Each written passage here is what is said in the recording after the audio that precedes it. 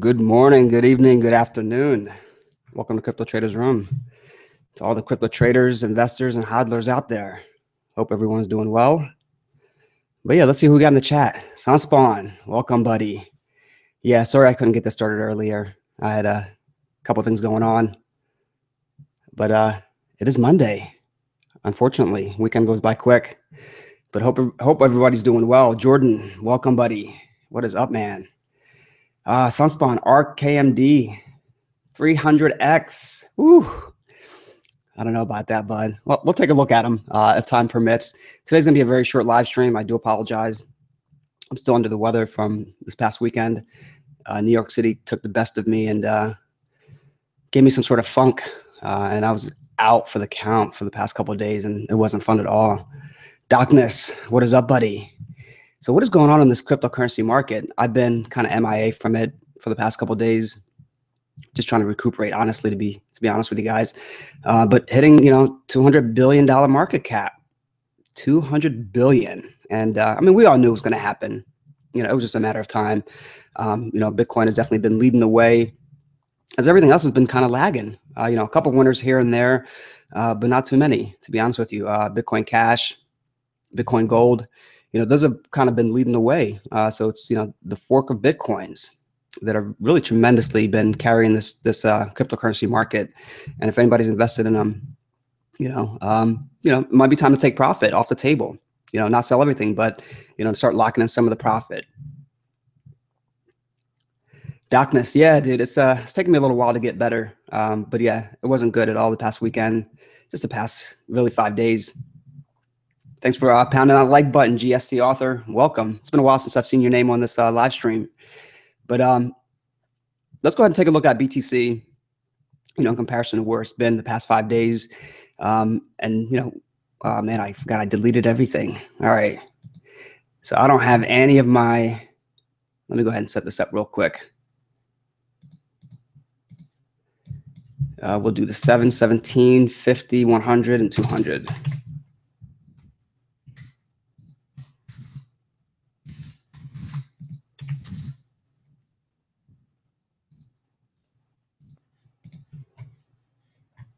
But yeah, I lost everything that I had plotted out, but we'll go ahead and plot out just a couple things. I won't plot everything out, but as time goes on, we'll start plotting out other areas of possible retracement.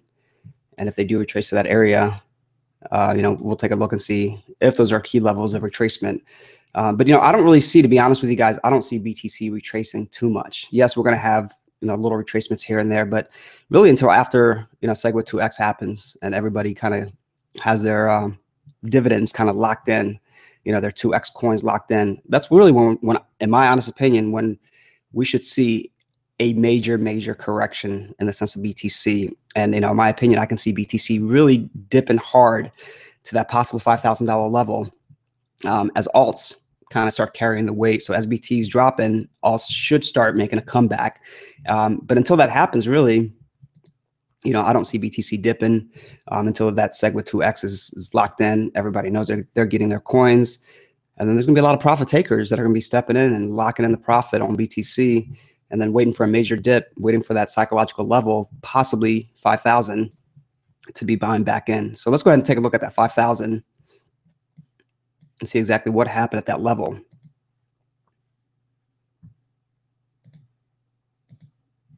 Tony, welcome, buddy. Oni, great to see you. Benjamin. We got 2 Favs in the room. That's awesome. Let's see what you guys are saying as I'm plotting this out. I'll try to do my best to get to the comments. There aren't too many people in the chat, so I should be able to get to all of them. But I'm just plotting out, key areas of interest that I see where retracements could definitely happen. And then, we can kind of verify that with the Fibonacci retracement.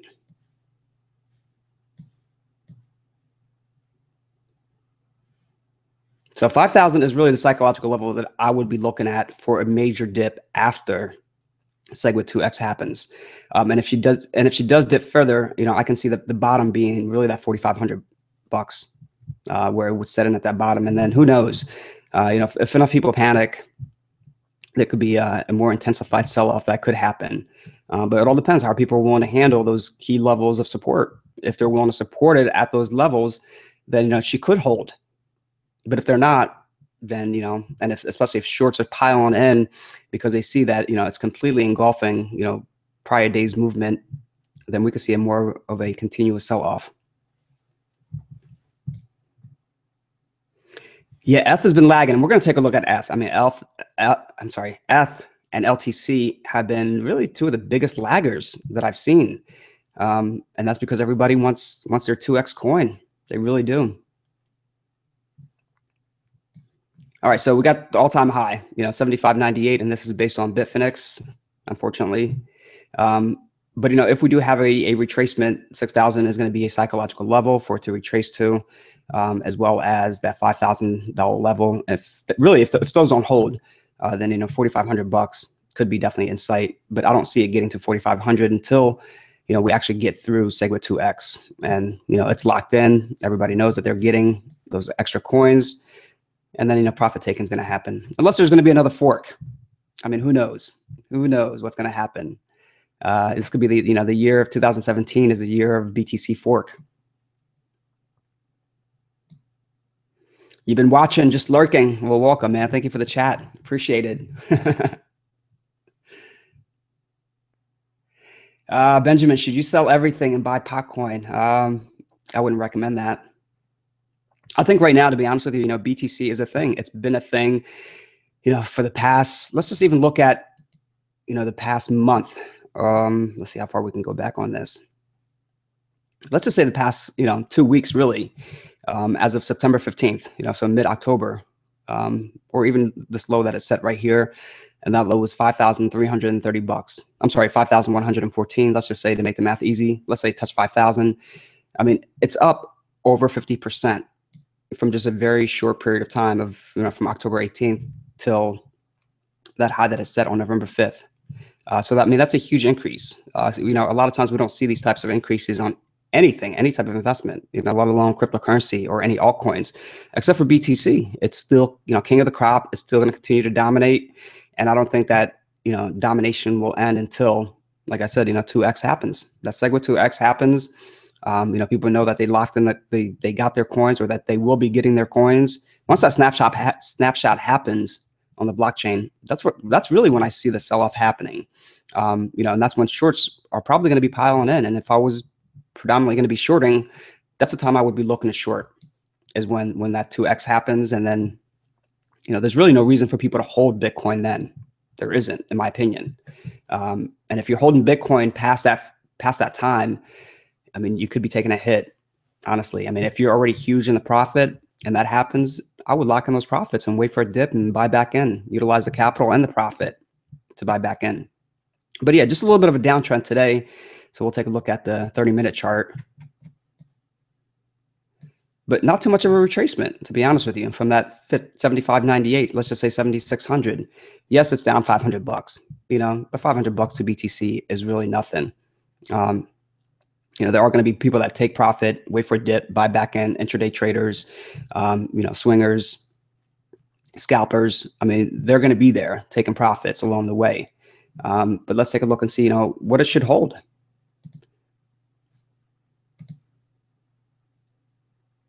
$7,063, $7,050, should hold for the meantime. For if you're just trading this intraday or 1 hour, 2 hour candlestick, not long-term hold. Long-term hold, I would still hold it, to be honest with you, because this thing is still going to continue to go up. These little minor dips are very minimal. They're nothing to panic about. If this thing was going to come down, she would have already come down, but there's still going to be a lot of support, a lot of new people buying in just so they can take advantage of that 2x fork. So BTC is still healthy. It'll continue to be healthy until that 2x happens. I don't know what you guys think about that, but that's just my speculation that we're not going to really see a major sell-off. And when I mean a major sell-off, back when China was banning cryptocurrency and banning ICOs, the crazy dip that we had from 5,000 down to 2,000, that was a nice major correction that we had. But we're not going to see that until 2x happens. When that happens, then we could see that nice correction to possibly 5,000, maybe $4,500.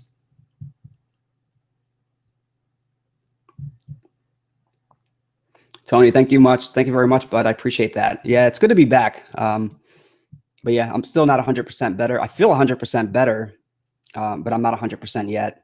It still sucks, in the morning. It's rough trying to get my body going again.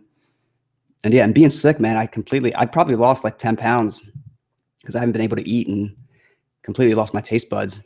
Don't even know what food tastes like anymore.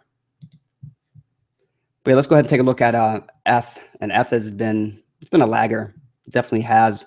The nice thing about ETH, though, it is holding that $300 range. Yes, it's dipping below 300, but it is maintaining it, and that's a healthy thing for it. As long as we're not dipping back down to 250-ish, I think it'll still continue to be healthy. But when is that time for ETH to come back up? Jordan, to be honest with you, I don't think we're going to see that until 2x happens. Once that happens, then I can see a lot of these, very solid altcoins really start to dominate and come back up. And OMG is one of the ones that I really have my eyes on, and that did fall below $6, and I was surprised to see that below $6. So if you guys took advantage of it below 6, and you're willing to hold it and stomach this volatility until the seg with 2x happens, you could definitely be rewarded.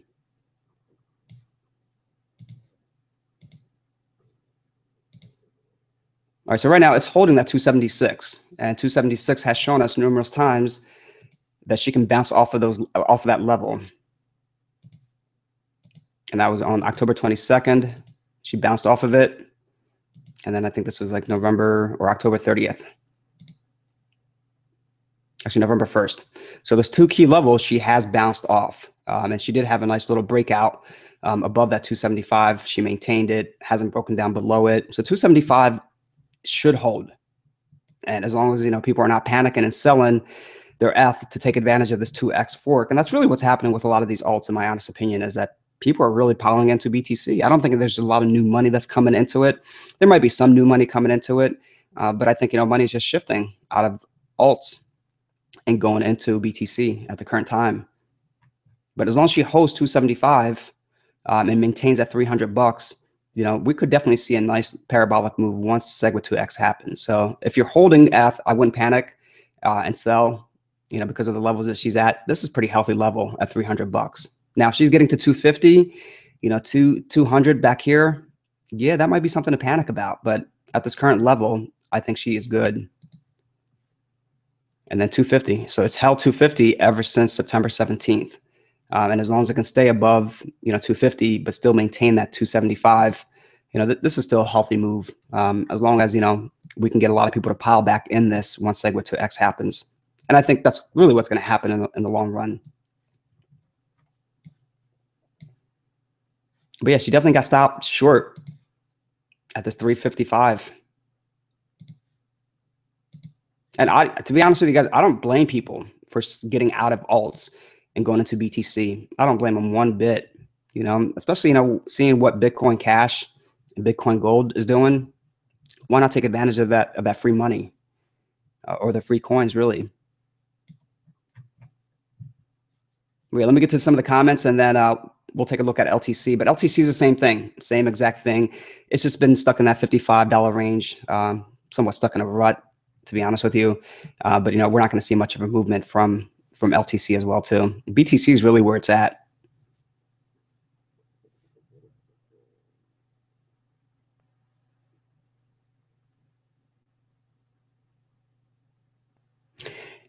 Yeah, Maximus Blue. That's really my honest opinion. Once the seg with 2x does happen, and really the snapshot happens on that blockchain, and people realize, okay, you know what? I'm going to get my coins. That's really when people are going to start locking in those profits they have. And as a trader, and if I was looking to take advantage of the fork coin, that's exactly what I would do. I would instantly lock in those profits on BTC.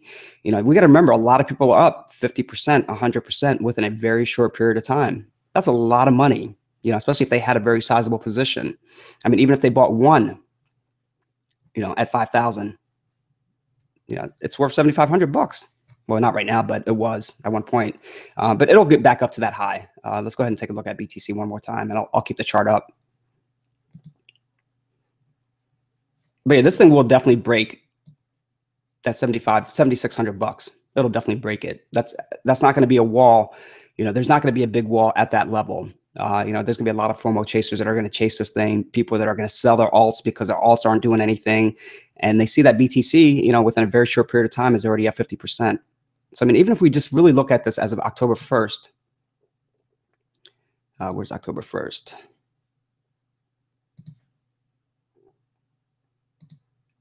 I mean, that's only, a little over a month away.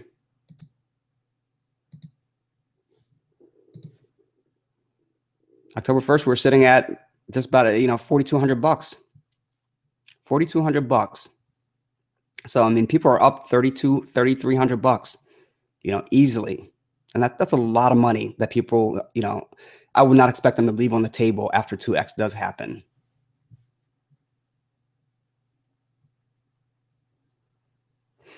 Tony, let's see. OMG. Yeah. When I saw OMG drop into that, that key level, and I said, this is the level that I would be waiting for.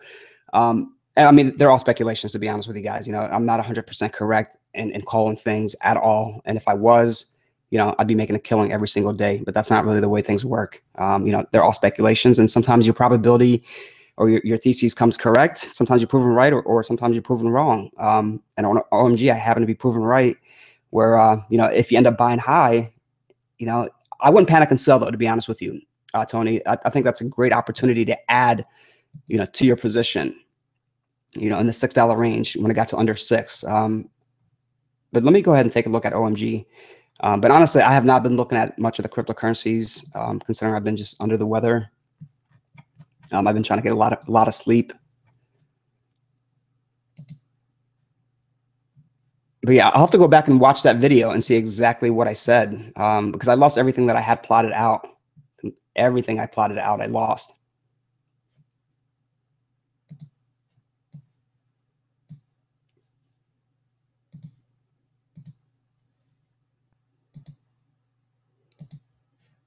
I think from what I remember, I did say, that under 6 or $5 range was really the area to kind of play, from what I remember.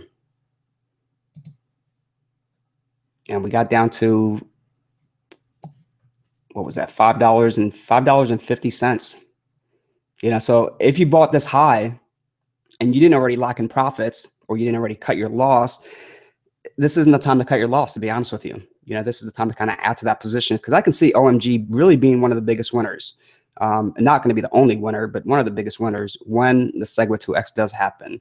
And I can see this thing, getting back up to the $10 range. And I think we kind of saw that with ETC. ETC was like under 10 bucks when the sell-off was happening. And now, she's up almost 50% from it.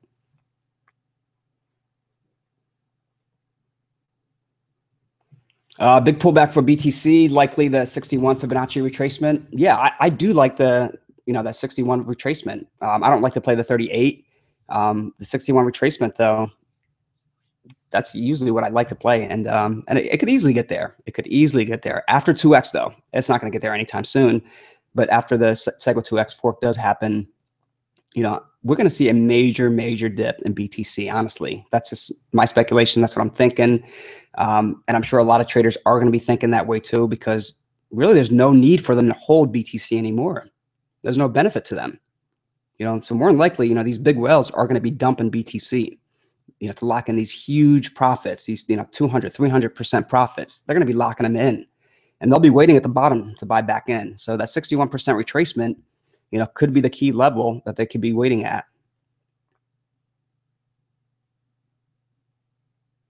No, K-Bossless, it will not continue to drop, until that fork actually happens. There's no reason for people to sell at this current moment. There's really no reason. I mean, unless they were thinking, okay, you know what?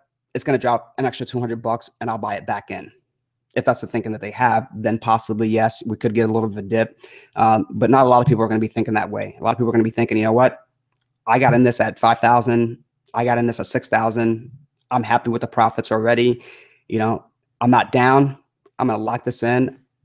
I'm not going to panic and sell, because it's dipping a little bit. And yeah, but once that 2X does happen, that's when the sell-off could continue or could ensue.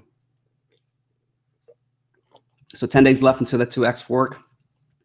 So yeah, that's going to be the time, you know, and I'm gonna definitely try to get on and do a live stream once that snapshot does happen.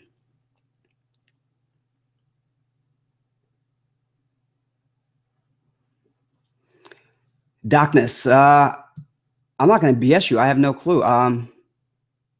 Any thoughts of whether or not the CME will lose their access? Trying to put features on Bitcoin. I have no clue. What is CME? Actually, I don't even know what CME is, to be honest with you.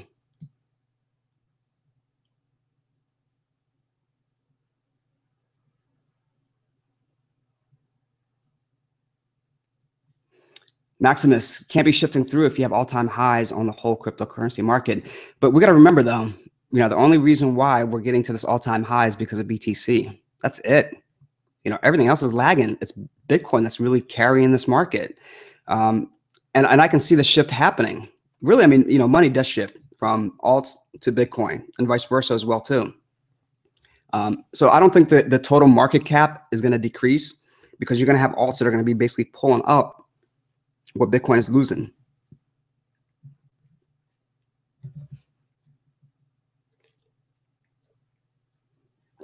But, you know, maybe when Bitcoin does get to that $5,000 level, $4,500 level, you know, maybe that'll be the time that, you know, new money does come in because they see, wow, Bitcoin was at 7,600, 8,000. Now it's down to 4,500 bucks, you know, almost a 50% retracement. That could be the time when new money does come into it. But I can see, you know, people pulling money out of Bitcoin, going into alts, and then that's really going to maintain the current total market cap. So I don't think the market cap will take a hit because people will be taking money out of Bitcoin and putting it into some of these dominating alts.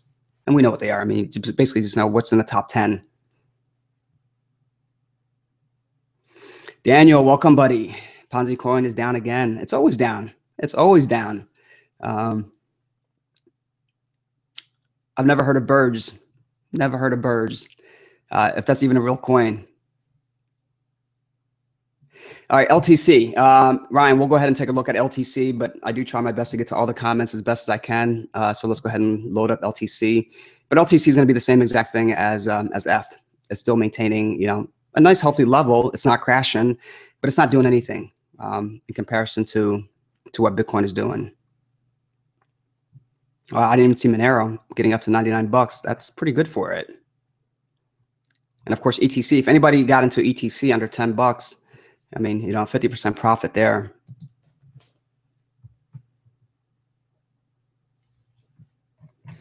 I use TradingView. I do. And I do have it up. And I use it occasionally here and there. I do.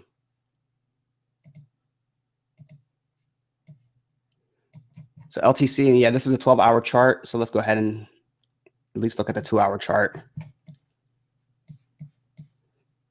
Maybe not. I need to see where that floor is. Where has that floor at the bottom been? So really, you know, looking at this, you know, that 32.45 was a fluke. I mean, that was just an intensified sell-off.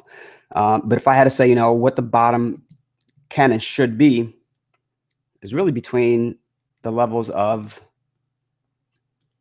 you know, 48 to 45. That's really the level that I would probably be interested in getting in this. For me to kind of wait for it to dip further, you know, it could happen, but it might be wishful thinking. But, you know, to have capital left over just in case it does dip below those levels, you know, it's not a bad idea at all. And I always say, you know, never go all in because you could dip below your entry price and you don't have any more capital to add to it. And a lot of times you might just panic and sell. But if you have capital to add to it, especially on the dominating alts, never do it on a crap coin or Ponzi coin or shit coin or any other coins that Daniel will dish out on this live stream. Sorry, Daniel, I had to say that. But yeah, you know, on these dominating altcoins, you definitely want to have capital. You never want to go all in. You know, maybe buy a couple here, see how it reacts to that level. If it reacts to it well, then, you know, you got a little bit of skin in the game. And if it doesn't, it crashes through it, then you have a little bit of capital to add to it. But, you know, I would say anywhere between the 48 and 45 is really a good entry to pick to get into it. But it's going to hold, this $55 level for an extended period of time, anywhere from 50 to 55, it's going to hold it. Actually, I wouldn't even say 50, 52. Unless really people are taking their money out because of just, BTC, I'm sorry, not BTC, because LTC is not doing anything at all, or F is not doing anything at all.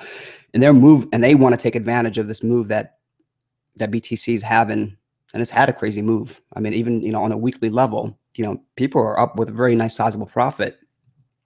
Then that's when we can see this thing really dip and continue that dip. But until people are panicking, and I think a lot of people are just, they firmly believe in some of these alts, and they're going to continue to hold, even though, they're not in the profit at all with it. I wouldn't be holding anything, to be honest with you. I mean, it would be really BTC at the current time until that fork happens. Even if, BTC was to dip a little further, people are going to buy up these dips because of that fork happening. But it hasn't really been impressive at all. And, and that's been an ongoing thing with LTC. I mean, really the most impressive move it had was going up to this 93 bucks. And I think it went up to $98.50 or $98.75 on GDAX. But really, that was the most impressive move it had. But, was that a manipulation? I would say, yeah, definitely was, considering it didn't sustain that price. It didn't hold it. I mean, it completely came crashing down.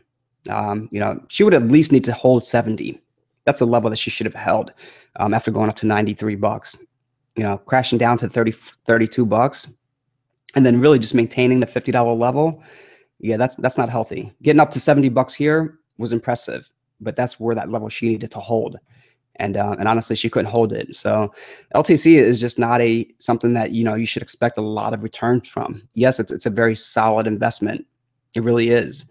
It's not an investment that's just going to crash and stay down when it gets kicked down. It's going to come back up, but it's not going to come up to a level that you're probably looking at and be comfortable with the profits. It's going to get to a nice healthy level and maintain that level until another pump happens, and then it breaks out above the 70 and gets up to 93 bucks. 93 bucks on Bitfinex is definitely going to be a resistance. I wouldn't even hold it to 93. I would probably be looking to 90 bucks. I'd be looking to lock in profits if it does get up to that level. But in order for it to get to that level, it's got to be pumped by a bunch of whales. And that could take time for it. But yeah, right now, she is going to hold the level of 50 to, what is this level here? To possibly 57. I wouldn't expect anything more out of this. And I had everything plotted out in the past, but I had to clear out my cookies and clear everything out to where I lost, where the daily trend was. How was it channeling within a specific day? So after this live stream, I'm going to go back and do that on LTC, BTC, and some of the major coins that I do look at, and really plot out just the channel that it formed within very specific days. And once it really breaks out of a channel and maintains that break above the channel, then that's a healthy level that it's going to hold. But a lot of times, they'll get up above that level and come crashing back down. That's not healthy for it at all. So really, until Segwit 2X happens, I don't see this thing really moving. And if it does move, it'll move up to 57 bucks and maybe come down to 56, 55, and then maybe just channel within that range. Let me go ahead and do that on LTC real quick.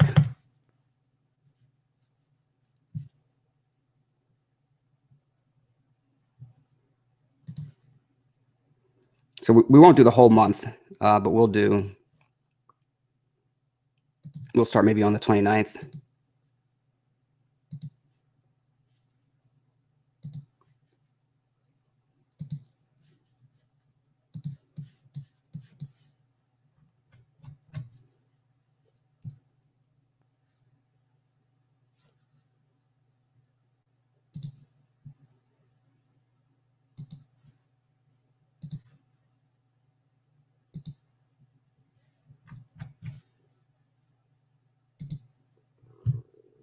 Looks like I got to zoom out a little further.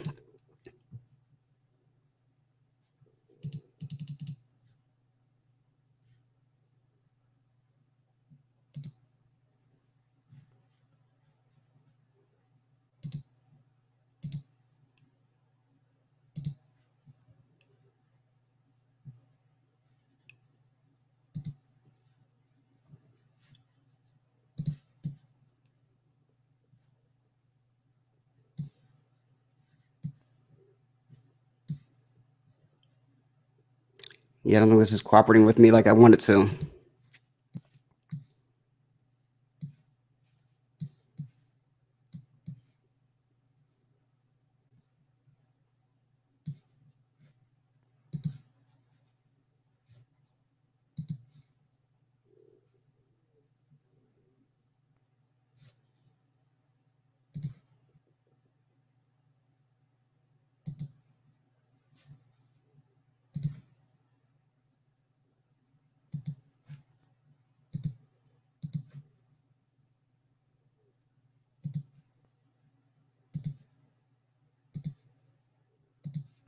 All right, so they won't be exact to a T for the day range, but they'll be close to it.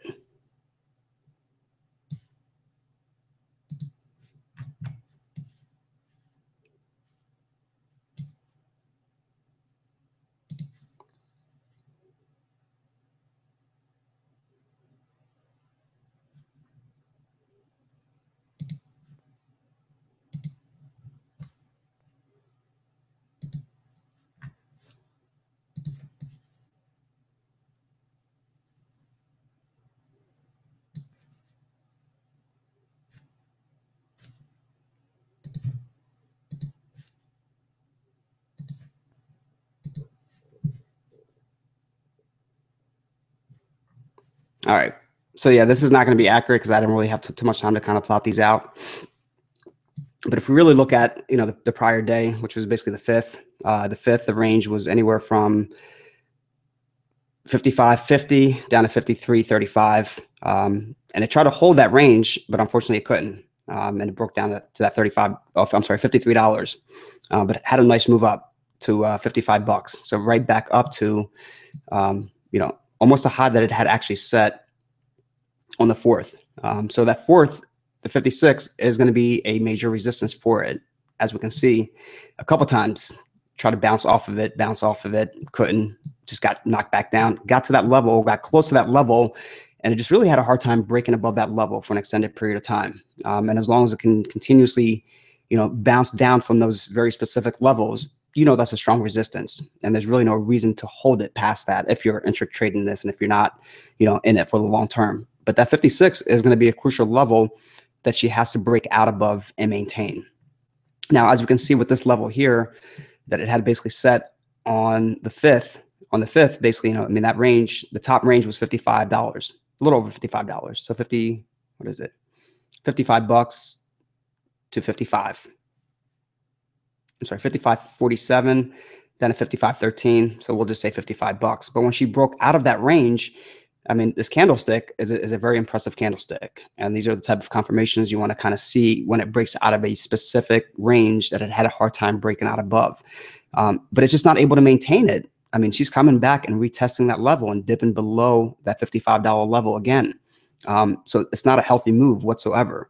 If this was healthy, she would have maintained that 55.80 and continuously consolidated sideways and not retest it back down to the prior resistance. Prior resistance was at 55.13. It's retesting it again, and it's not bouncing up above it. If this was just to retest it and get right back up, then you can say, you know what? That's a healthy support level. Prior resistance has become a current support, but it's not even, it's just kind of teeter-tottering right in that range there. So I don't see this thing really doing anything great. It could easily retest that $54 level. And if it can't hold at 54, 53 is going to be in sight. And that's a level, if I was to play this, that's a level that I would be kind of waiting for on the 15-minute chart. If you really wanted to be patient, it would be $50, but I wouldn't expect it at $50 anytime soon. But if you're looking to just kind of scout this thing, entry at 53, and then your exit would be a little under $56, somewhere in the range of 55.50, 55.60. That would be your exit. So you're basically, scalping for $2-3. So really nothing impressive with LTC whatsoever. Same thing with F. BTC is really where it's at. That's where the crowd is. That's where all the traders are. And you really want to follow where the traders are. And these other alts are not where it is today.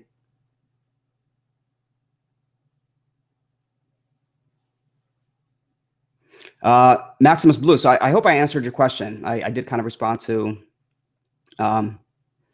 the shifting of money, from from all-time highs on the whole cryptocurrency market, where I said basically, you know what, once that 2x fork does happen, money is going to shift into alts. And that could drive the alts up, especially the solid alts, none of the crap coins though. You know, I don't think the crap coins will go up unless people are really looking to pump and dump them.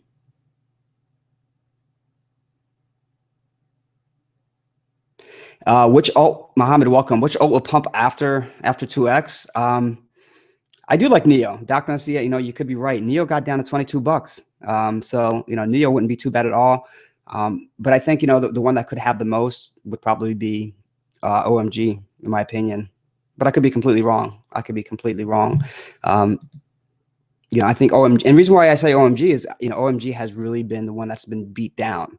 I don't think Neo has been beat down as much. Now, if Neo was to stay within that $22 to $20 range, I would say, yeah, you know what, it's been beat down. And you want to look for the solid alts that have completely been beat down. You know, Neo did get beat down, but she made it right back up, you know, from 22 bucks to 27 bucks, 28 bucks. But honestly, I would have to say OMG. I think, you know, I've traded OMG in the past. I don't have any OMG now. But that's really the trade that I would be looking at. You know, to look for something that's been completely beat down. And we looked at that earlier. So I definitely want to pull this chart up because OMG is one that I'm interested in.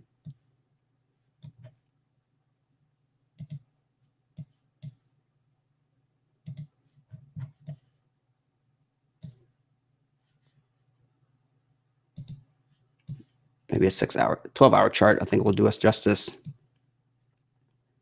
But yeah, there hasn't really been, you know, and I haven't really been looking at every single cryptocurrency. But the ones that I do follow, I don't think there's been one that has been beat down as much as OMG. I think OMG has really been beat down heavily. And she will probably continue to be beat down until that 2x happens. And then once that 2x happens, I mean, we could definitely see a nice parabolic move. You know, Ethereum Classic was beat down. Now, if she would have stayed, you know, in that under $10 range, I would say, yeah, that's a great opportunity for it to have a 50% move up. But we've already seen that 50% move up. And a lot of people have, you know, huge profits in it already if they got it under 10 bucks.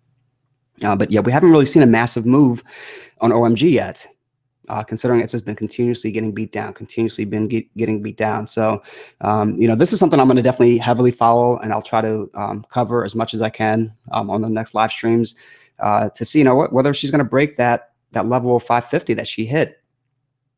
And if she breaks that level of 550, man, this is getting beat down and beat down and beat down. And anything under $5, I would be looking to buy. You know, because once that 2x does happen, you know, this could be an easy 100% gainer. You know, for it to get to $10 should be very easy. And I think a lot of people still believe in OMG, and it still has a great backing of the community to where 100% gainer, if this thing hits $5, should be easily attainable. But there could definitely be other cryptocurrencies as well too. I just really haven't been following them to see what's really been beat down. But that's what I would look for in the long run. You know, anything that's been beat down heavily, once that 2x happens, you know, those are the ones that are going to have significant gains.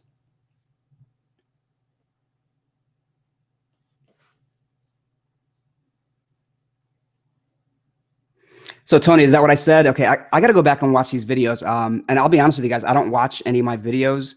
But yeah, I need to go back and watch exactly what I said about OMG, because I am going to be starting to cover OMG, and I want to start plotting out exactly what I plotted out in the past on OMG. But yeah, I mean, if you watched it, if you said that, you know, I said $5 to $6 was a great time to add the position, and I think I do vaguely remember saying that, you know, and she got to what, $5.50 almost. Let's see, $5.48. So if you guys, you know, follow that and took advantage of it, let me know. Give me a thumbs up. You know, because you are going to be in profit. But now I hope you didn't go all in, you know, at that $5 to $6 level, you know, because I would never recommend anybody to go all in whatsoever, because I'm only human, man. I can never be 100% right, never at all. So going all in, you know, you could be asking for trouble, especially if it dips further. You know, if you're going to just, you know, walk away from your computer, then that might not be bad. But yeah, if you're going to be sitting there and watching like a hawk and only you're on here, I think, you know, at one point, a long time ago, you said, you know, Hawkeye causes you to panic sell. I think that was your exact terminology that you've used on that. But yeah, never go all in. Even if you got in at 550, you got in at $6, still have capital left over that in case this does decide to dip a little further. I don't see a dip into 392. I mean, 392 is going to be a crucial level. Definitely that I firmly believe it's going to hold. But I don't really see it getting to that level. And if she does dip below that 550 again, let me get a little granular on this and see exactly what happened right in this range here, especially when we had a nice parabolic move breaking that resistance. And that resistance was 389. So let's just say 390 was a resistance. It broke out of that 390 with a vengeance.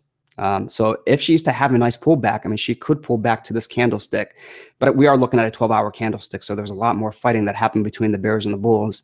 And I would have to really get in a little granular to take a look at this fighting here with these candlesticks to see exactly, what level or what happened between that. But let's just say hypothetically, she breaks that 550 level, breaks $5 level. 450, 443 would be a level that I would be waiting for. And that's to add more to it, if you added some at 550. But to kind of wait for that 4, that might be wishful thinking. And if it gets there and you happen to catch that bottom, I mean, hats off to you. But I think everybody and their mother might be sitting and waiting at that specific level. And, you got to be first in, first out, or you got to be first in order to be first out. And that's happened to me many times before. I put in, LTC at $45 and it got to $45, but I wasn't first in to be first out. And there was a lot of trades that got executed at that $45 level. It just didn't happen to be my trade. But 443, I would say 450 to be safe would be a level for me to say, what? I got extra capital. I added at 550, 450. I'm going to add a lot more and kind of lower my cost average to, $5. Basically, that's what you would be doing if you buy at least the same amount that you bought at 550. But yeah, that's going to be a crucial level. And once Segue to X happens, I can see this thing, getting up from $5 to $10 easily. Because it's really undervalued in my honest opinion. This thing has been getting hammered continuously. But yeah, let me get to the comments because I know I haven't seen the comments at the bottom yet, and I try to do my best to try to answer everybody's question as best as I can. So if I do miss a question, I apologize.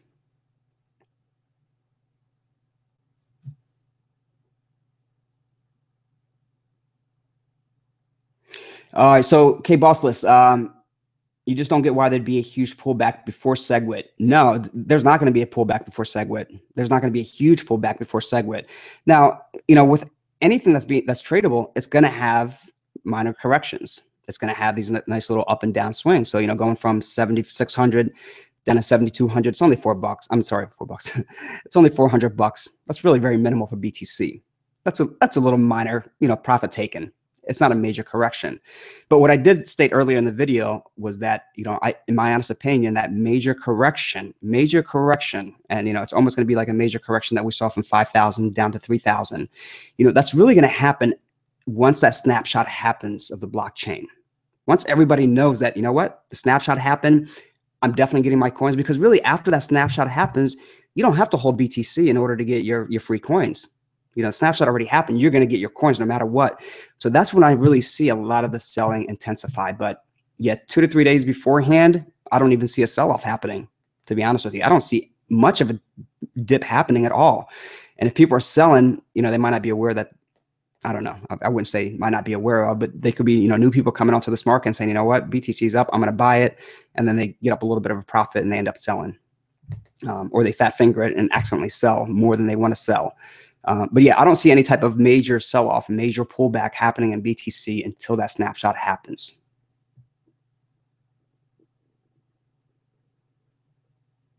So Ryan, I did talk about LTC just a little bit, but yeah, it's not going to move anywhere. It might, if it does move up, it'll move up to 57.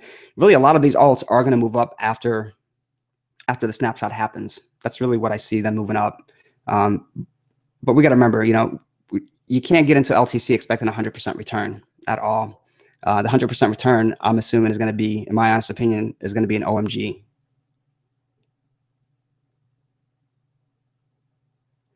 You got into LTC right now. Yeah, I mean, it's a solid investment. It really is a solid investment. I don't know. I don't know if you had a plan of execution of what your plan was with it. Was it to take profit at 57 at the major resistance, or was it to hold long term? But yeah, I can see it getting up to 57 bucks and then having a pullback back down to 55. But I don't see a major move up in any of these alts until that SegWit 2X happens. Bitcoin silver fork. Oh man. Okay. There's a lot of forks that are going to be happening. That's crazy. Yeah, I haven't heard about the Bitcoin silver fork in December.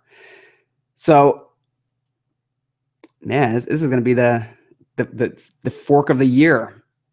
But I mean, and I think I've said it in the past where I believe a lot, the top 10 coins in the sense of market cap are going to be forked coins.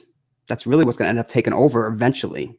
If BTC just keeps forking, and then you got Bitcoin Cash that just forks, and then you got Bitcoin Gold that forks, it's going to be the fork coins that are really going to be dominating this cryptocurrency market. All right, so Daniel, you got into BTC at 3,300. That's pretty good, man. That's awesome. When should you sell? I can't tell you specifically when to sell, but if I got in at 3,300, I would lock in the profit as soon as that snapshot happens, because then you're getting your dividends. You're getting those 2x coins. That's when I would lock in the profit, and I would wait for that correction to happen, and then I would take the profit that I made from it. I would take the capital from it and put it right back into BTC, or OMG. I do like OMG, so I might be a little biased. Chicago Market Exchange. Okay. Thank you, Oni. I appreciate that. But I forget the comment about CME, what that was, but I'll have to go back and look at it. If that is what it stands for.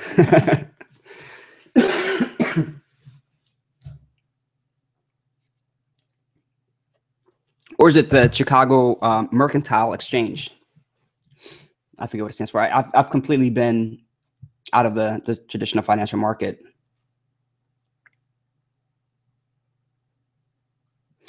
So Ali, welcome, buddy. When is it safe to sell BTC after the picture? Is it time wise of the block wise? Is it time wise of the block wise? It would be whenever the snapshot happens. So I'm sure somebody on this live stream can say, at what block are they going to be doing the snapshot? But yeah, right after the snapshot, just pay attention to what the market is doing. But more than likely, that's my honest opinion. That's when we're going to see that dip happen.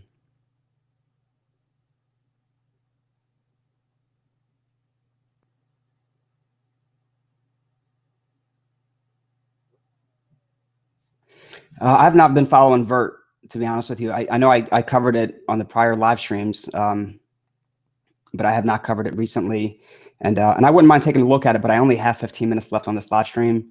So I want to try to get to the comments as best as I can. But I definitely wanted to take a look at FLTC and BTC.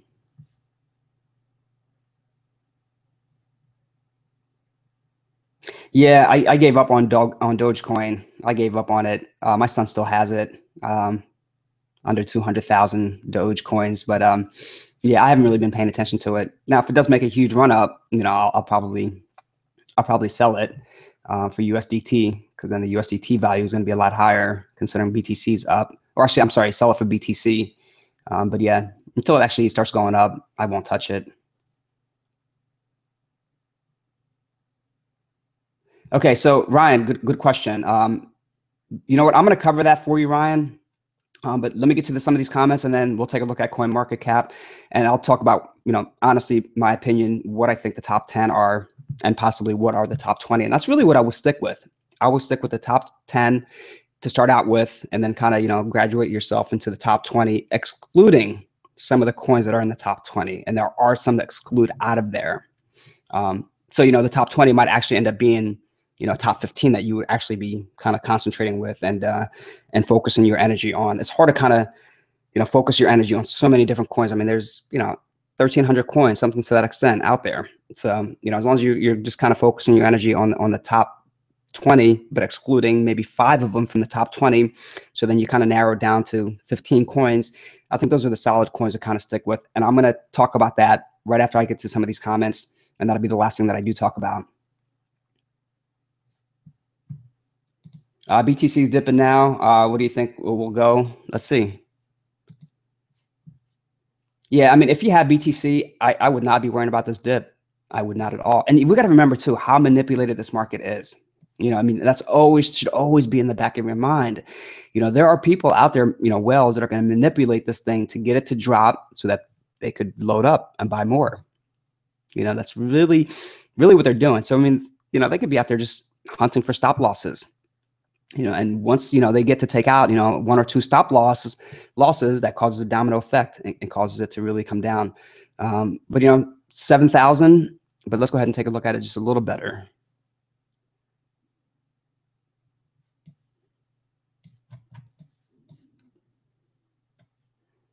I mean, the bottom of this where I would see, you know, if it does get to this level, and I don't see it getting to this level, guys. I really don't. You know, but I mean, if whales are going to play this game and try to get it to dip just so that they could end up accumulating, you know, 6,920, 6,900 bucks is really the level that I would see it kind of getting to and bouncing back up from. So I would even say anywhere between these two levels here of 69. Let's see what this is. Let's just say 69.15 to 68.50. You know, if selling intensifies, and that's really what their plan is, to get this thing to dip so that they're able to take out stop losses so that they could buy in cheaper, that's really a level that I can kind of see it dip into, but I don't see it dipping anything further than that. And if we really take a look at, you know, the 1 hour chart, you know, where is our 200-day moving average situated at? And a lot of times, you know, they will play these 200-day moving averages.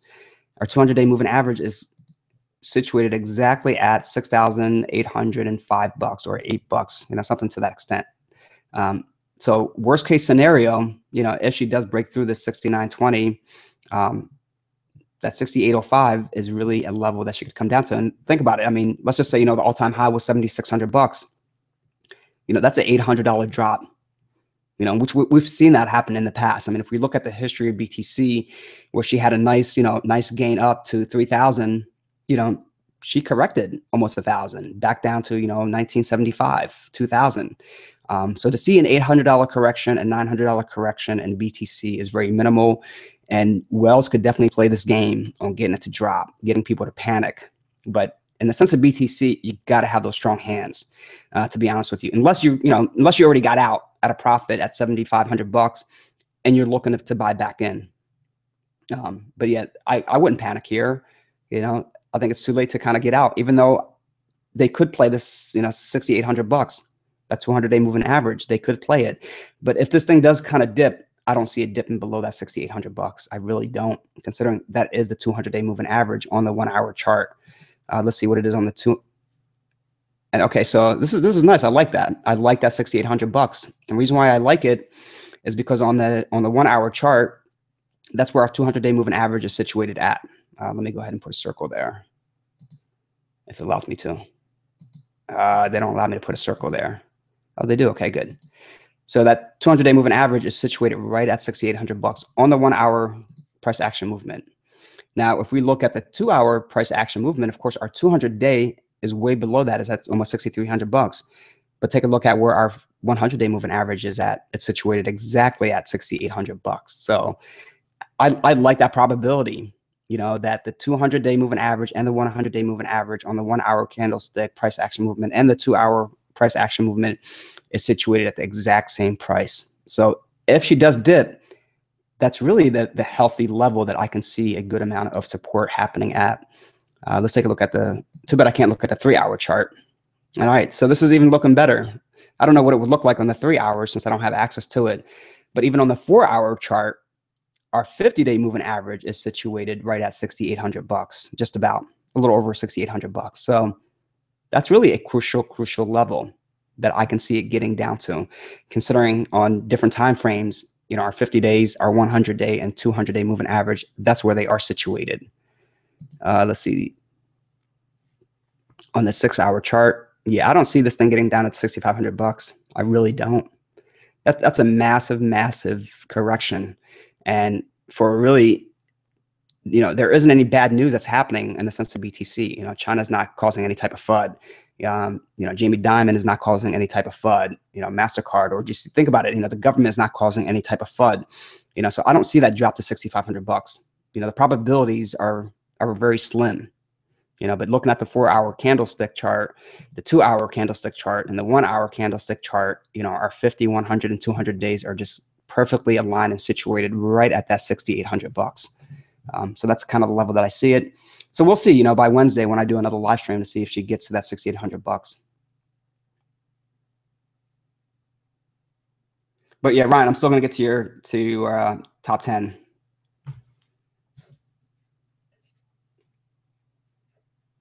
Daniel, you're still trying to pump flaming bag of dog turds, huh? Turd coin. Yeah, dude, I'll throw something at it.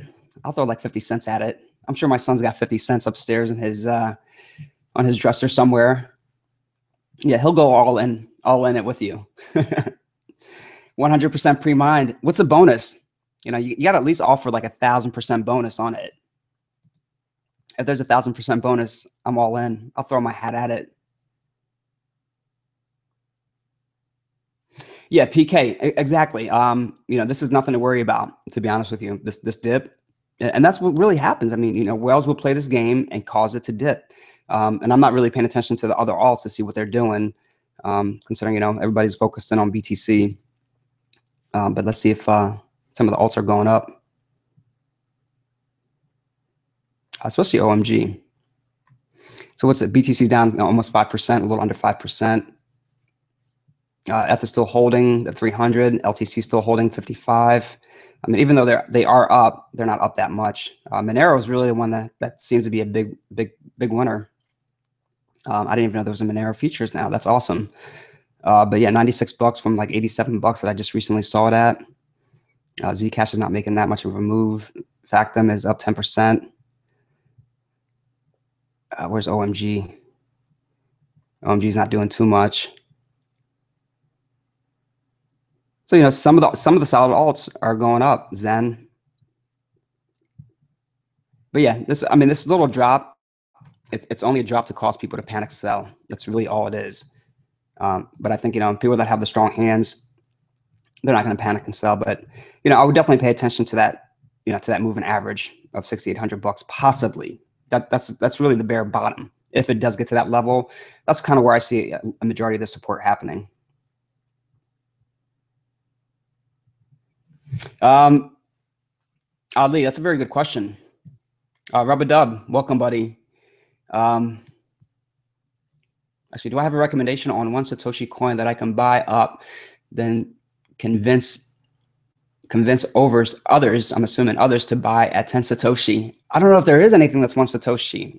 We did back in the day, when things were trading just very cheap, like 10 Satoshis and 8 Satoshis. Red coin, it was like 3 Satoshis to 4 Satoshis, 3 Satoshis to 4 Satoshis before she had that crazy pump up. But Daniel, if you do find anything, let us know. Because really at 1 Satoshi, how low can she actually go? You don't really have anything to lose, especially if you're willing to hold it long term, wait for that pump to happen. But if you do find anything, definitely let us know. You can definitely leave a comment when this video gets uploaded. So in the sense of OMG, I am interested in OMG. I don't think I'm interested right now in it, considering, we still have 10 days left until that fork does happen. So, in my honest opinion, BTC is still going to continue to go up. And if BTC is going up, alts are going to continue to bleed and get hammered. So there's still a possibility that, OMG could still get hammered, even though she had a nice move from, $5.48 all the way to $6.83. That's a pretty significant gain, over 100% gain. I'm sorry, not 100%, over 50% gain there, so, even though it had a nice move up, she can still continue to bleed. Anybody that bought in at 550, they should have definitely been locking profit, at 850. I'm sorry, at 650.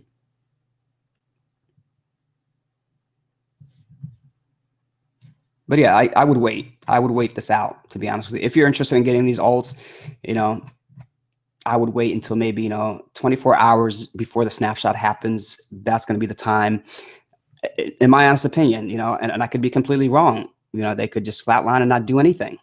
But the probabilities of money flowing out of Bitcoin and going into some of these dominating alts, I think really that is the time for it to happen. And that would be the time to get into OMG. So at least a day before the snapshot happens, I would, if OMG is the one that you're interested in, or Ethereum Classic is the one that you're interested in, or whatever it might be, whatever cryptocurrency it might be, that's the time to kind of look at them and to kind of find that entry that you're looking for. But don't go all in. Do not go all in, because anything could happen. Oni, take care, bud. If you're still on here. Yeah, thanks for joining, man. I appreciate it.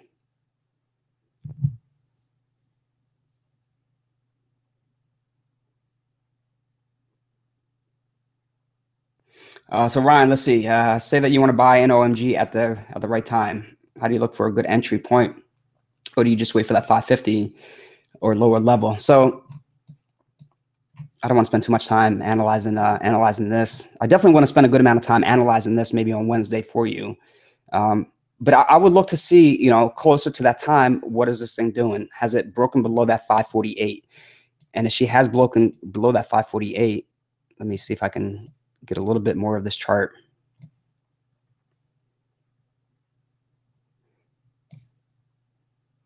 So if she breaks through 548, I don't really see much holding this thing up, until she gets to that 450 to $4. So really that would be the entry to look for.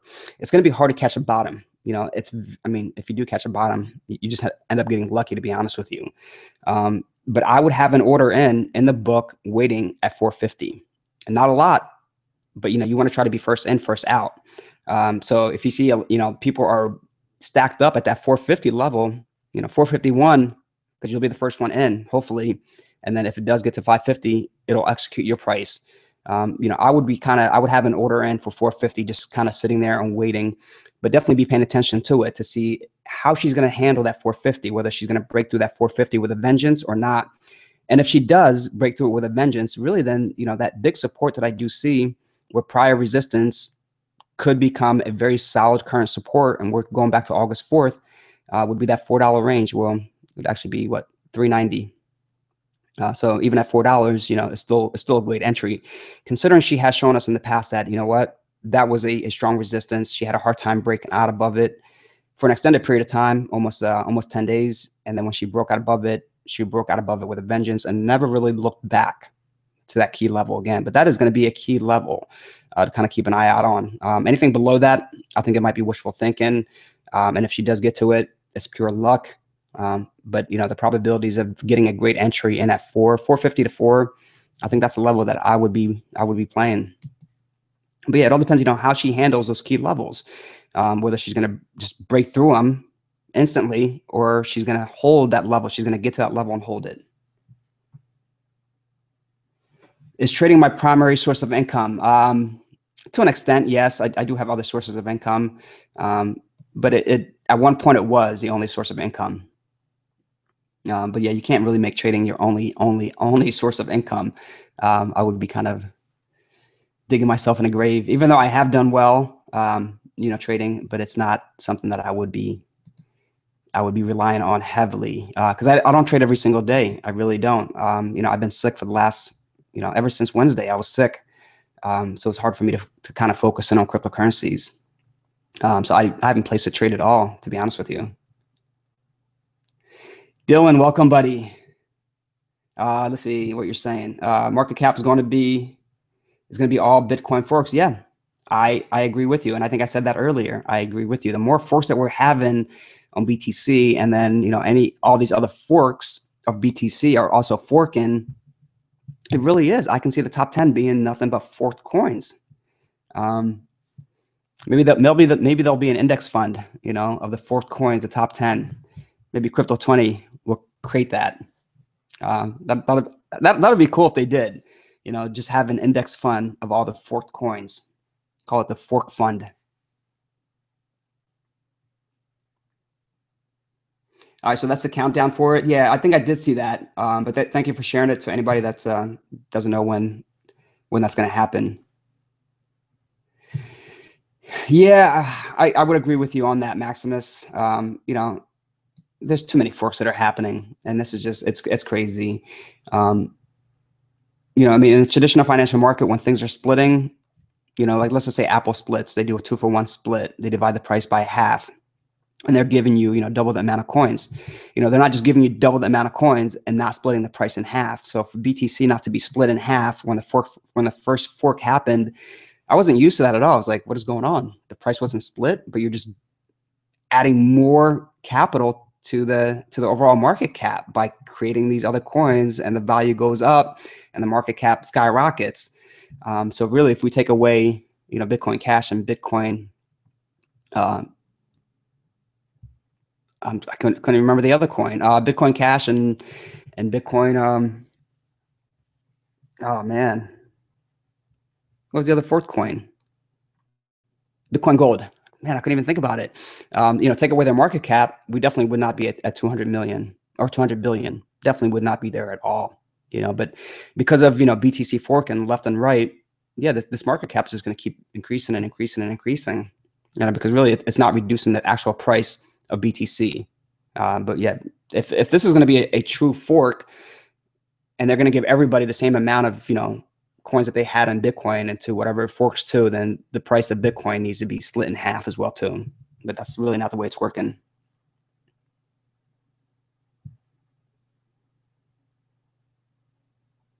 Will we see 8K before the fork? Within 10 days, dude, anything's a possibility. Anything's a possibility, to be honest with you.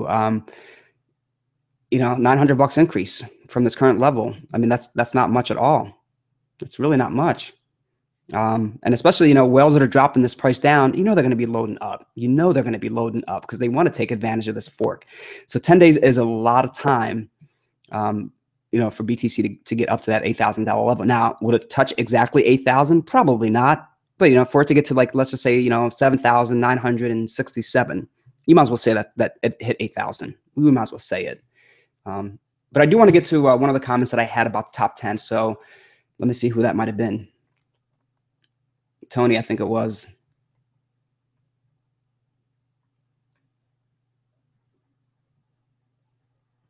Okay, Ryan, I don't know if you're still on here, buddy, but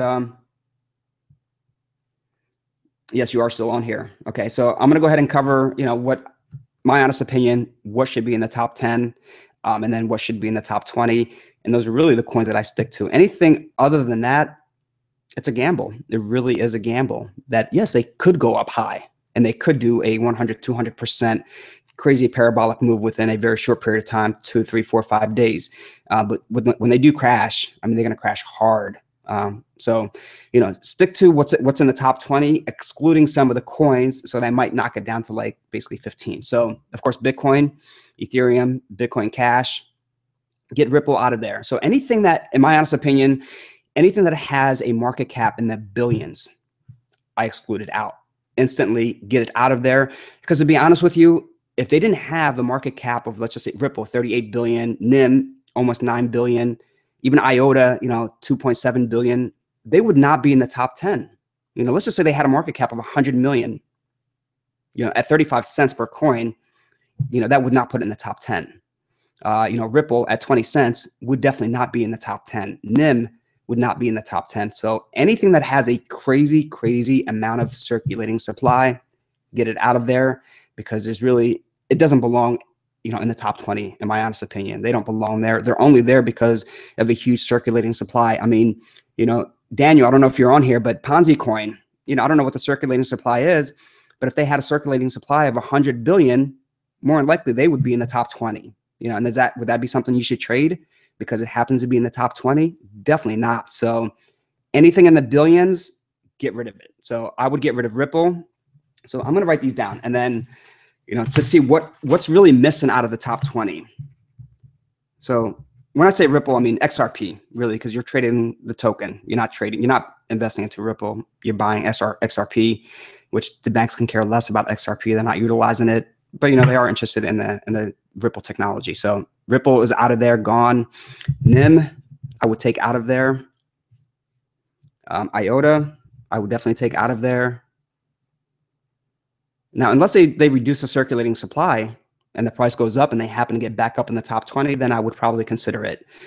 So that's 3 that we were excluding. Cardano, I would exclude out of there. Stellar, I would exclude out of there.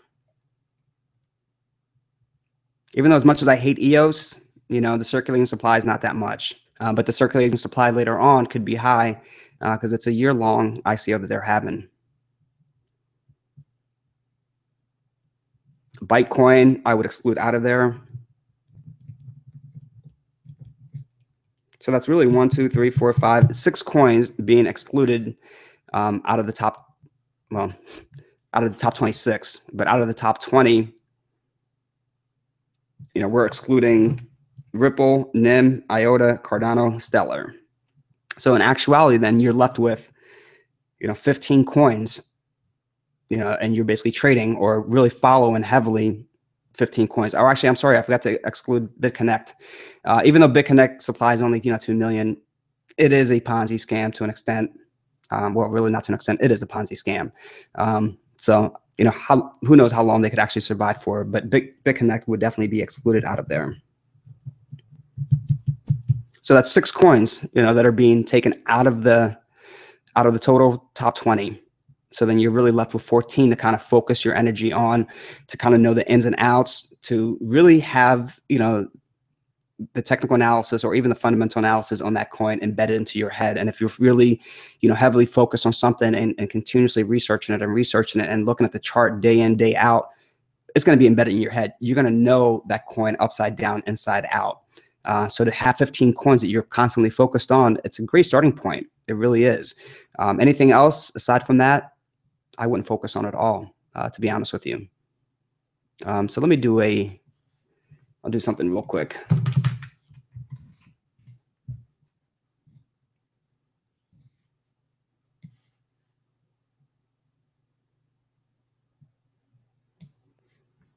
All right, so what are we excluding out of here? Ripple. You know, get rid of that. NIM, get rid of it. And I do apologize if I'm offending anybody, you know, by excluding these coins. If you happen to be invested in this, or you know, you have that loyalty or that belief in some of these coins. These are just my opinions and my opinions only. And what I believe in should be in the top 20. And anything that has a crazy circulating supply, you know, should not be on there. So no disrespect at all.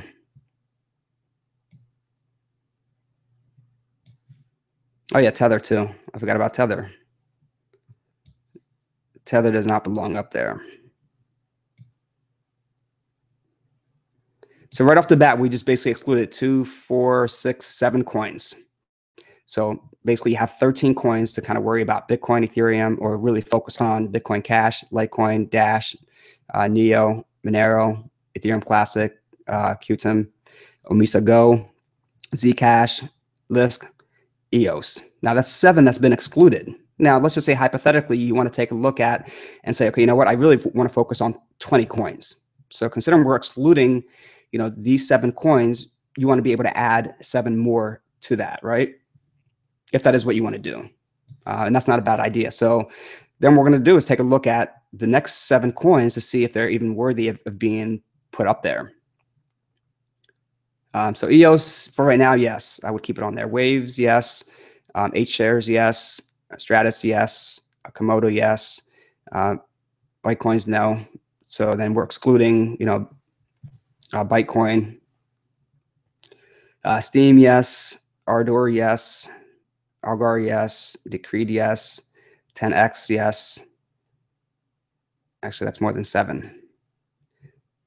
So it would take you right up to 28, considering we're excluding total of 8, 7 from the top 20, and then 1 of Bitcoin. But yeah, it would basically put you right at this level here of 28 coins, excluding those 8.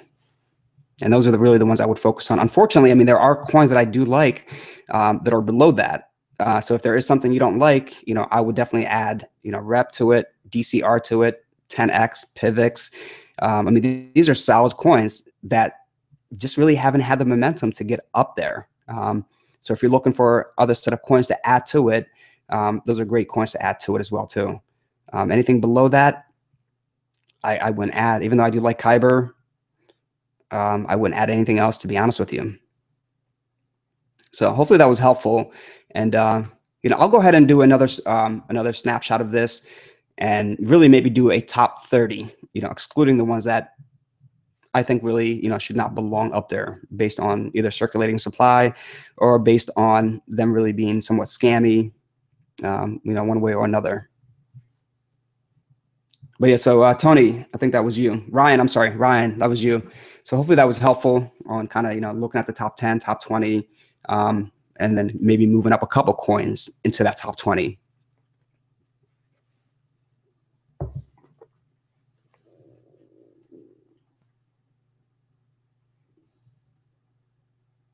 All right, but yeah, let me get to some of these comments, and then I do have to end the live stream.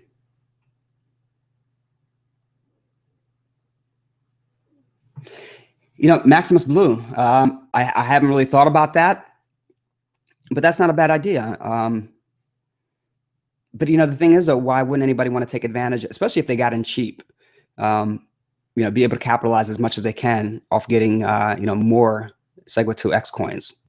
Unless they don't really care, unless they're like, what, I have 100 Bitcoins, I can afford to sell 1 Bitcoin and, put that $7,500 to some of these dirt, what's been these altcoins that have been just kind of beat up. That's a possibility. That's definitely a possibility.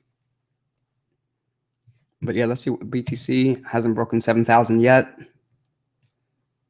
This is a 6-hour chart.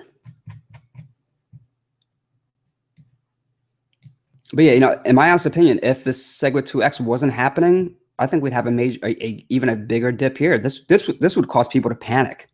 This correction from 75 or 74.40 down to 73.30 or 70.30 would cause people to panic. It really would. But I think it's holding up and not really crashing down to that.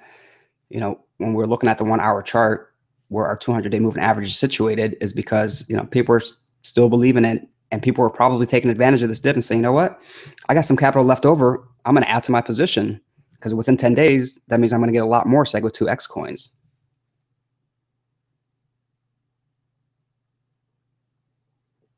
No, Ali, it definitely will not. Yeah, any of these fork coins that come out will definitely not be the same price as BTC. No way. No way.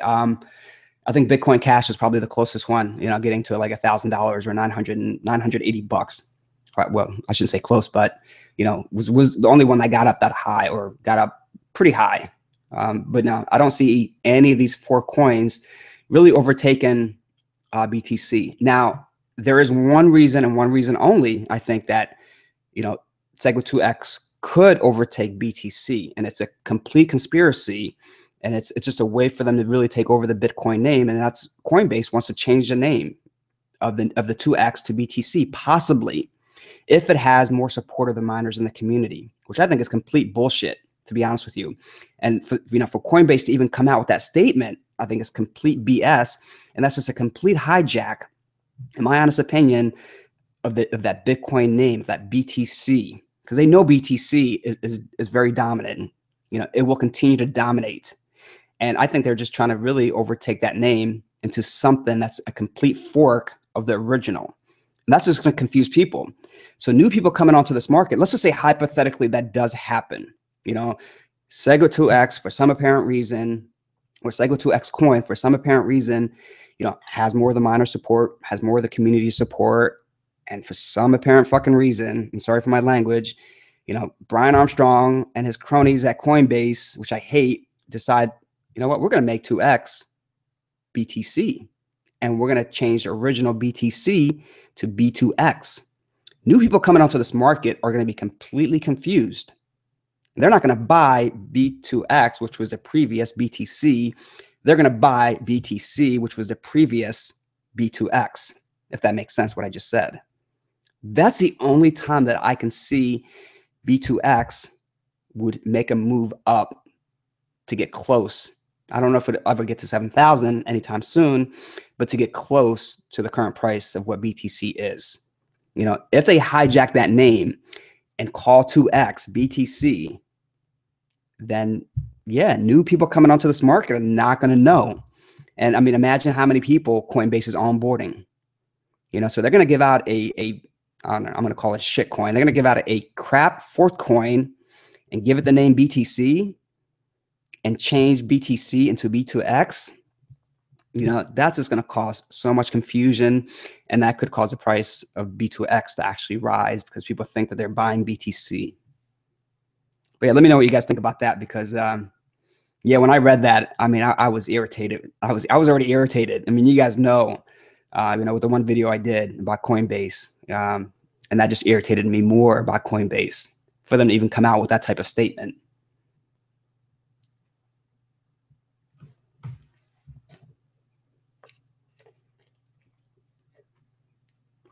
Bittrex, how do you put in a buy-in with USD value rather than BTC? So they don't do USD, of course. I hope you know that, Ryan. But they do USDT. So what you have to do is click on the USDT section. And I haven't accessed, and I refuse to access, Bittrex on the live stream, to be honest with you. And I made that statement, when I went off on my rant, that I was not going to give them that exposure.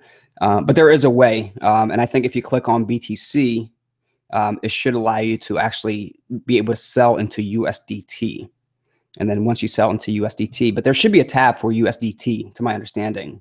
But it won't be USD, it'll be USDT. And now remember, though, USDT is just, it's an altcoin that's pegged to the US dollar. So you're not actually putting your money into USD. And if we really look at what USDT is, or Tether, what is it? Okay, it's at $1 now. It's at $1, which I was surprised because it was at 99 cents. And I've seen this thing dip to 91 cents a while back. And I'm like, this thing's supposed to be pegged 1-for-1 to the US dollar. And I'm like, why is it at 91 cents? So yeah, so just remember, it's an altcoin that you're put. It's a more solid altcoin, of course, but it's still an altcoin that could fluctuate in value.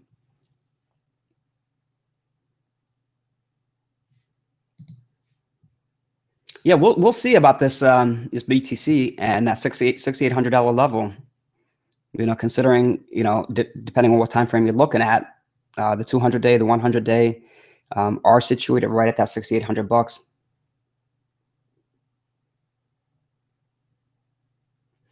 So let's see, Darkness, be careful when you split your B2X. No replay means you need to get more Bitcoin after the fork in order to keep it as Bitcoin. Yeah, I think it's the same thing as, when Bitcoin gold was coming out. So what I would do is I would just make sure to secure your Bitcoins, your BTC, secure it, move it to a hardware wallet, move it to another address. Don't attempt to move B2X or sell B2X. The safest way to play this is to just secure BTC by moving it to, a hardware wallet, by moving it to a different address. Then you can do whatever you want to do with your B2X coin. I think that's a rule that everybody should follow. And I think that's a rule that a lot of people were following with Bitcoin Gold.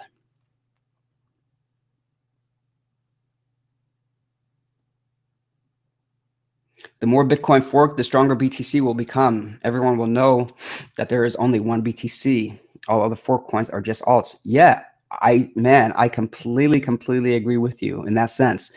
But with Coinbase trying to hijack the name, it's a little scary. I think they know, what is a dominating coin, and they know that BTC is the most dominating coin. So by them changing, the original BTC into BTX, what is that going to do to the price? It's going to cause the price to dip, as they're probably going to be loading up on B2X. And then later on, they'll say, oh, you know what? Miners have more support on B2X, which is the previous BTC. We're going to go ahead and switch the name back. So, I mean, they're hijacking the name to get the price to drop. And then they're going to be probably buying it up at the bottom. It's complete manipulation. But yeah, there will only always be one BTC, and that's it. And it's the original Bitcoin, what Bitcoin is right now. It doesn't matter if you try to change the name to it or not. I mean, they can try to fool new people that are coming onto this market, but the ones that have been in this market for an existing period of time, they can't fool us. They can't. But yeah, definitely a good statement. Very good statement. Tuan Lam, I don't know if I'm pronouncing your name right, but very good statement. I like that. BTC to 6,800 bucks. Where's that 6,800 bucks at?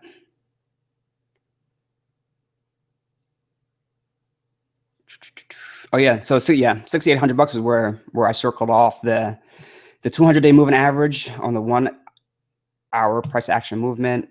And the reason why I like it, and I've talked about it earlier, is because I always look at probabilities. Trading is all about probabilities. And when a certain price point is situated at different, price at different moving averages, that tells me that the probability of it possibly getting to that lower and bouncing off that lower is a lot higher. So on the 1-day candlestick, 200-day moving average is situated right at $6,300. I'm sorry, $6,800. So $6,803, but we'll just say $6,800. Our 2-hour price action movement on the 100-day moving average, which is in the green, is situated right at $6,808. On the 4-hour price action movement, our 50-day moving average is situated at $6,830. Let's just say. So I do like the fact that 3 moving averages based on 3 different time frames are situated right at that level. And I wish I can look at a 3-hour price action movement to see exactly, what is that even touching or getting close to our moving averages. So that's why I like that $6,800. So if we are going to have a correction and it's going to correct and really it's not too far away from it, that would be the area that it should bounce up from. And shoot is always a magic word because it's all about probabilities that we're looking at. So before I even looked at that, I plotted out that the bear bottom retracement could be the 67.85, and that's very close to our moving average, where our 3 moving averages are basically aligned depending on what time frame you're looking at. And I do like looking at those 1 hour, 2 hours, and 4-hour time frames.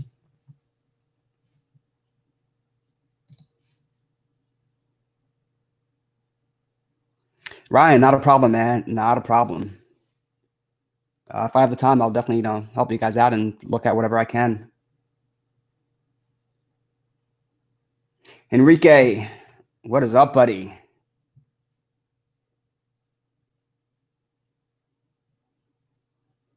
Yes. Tuan Lamb, you're absolutely right, man. And I read that and I was like, what?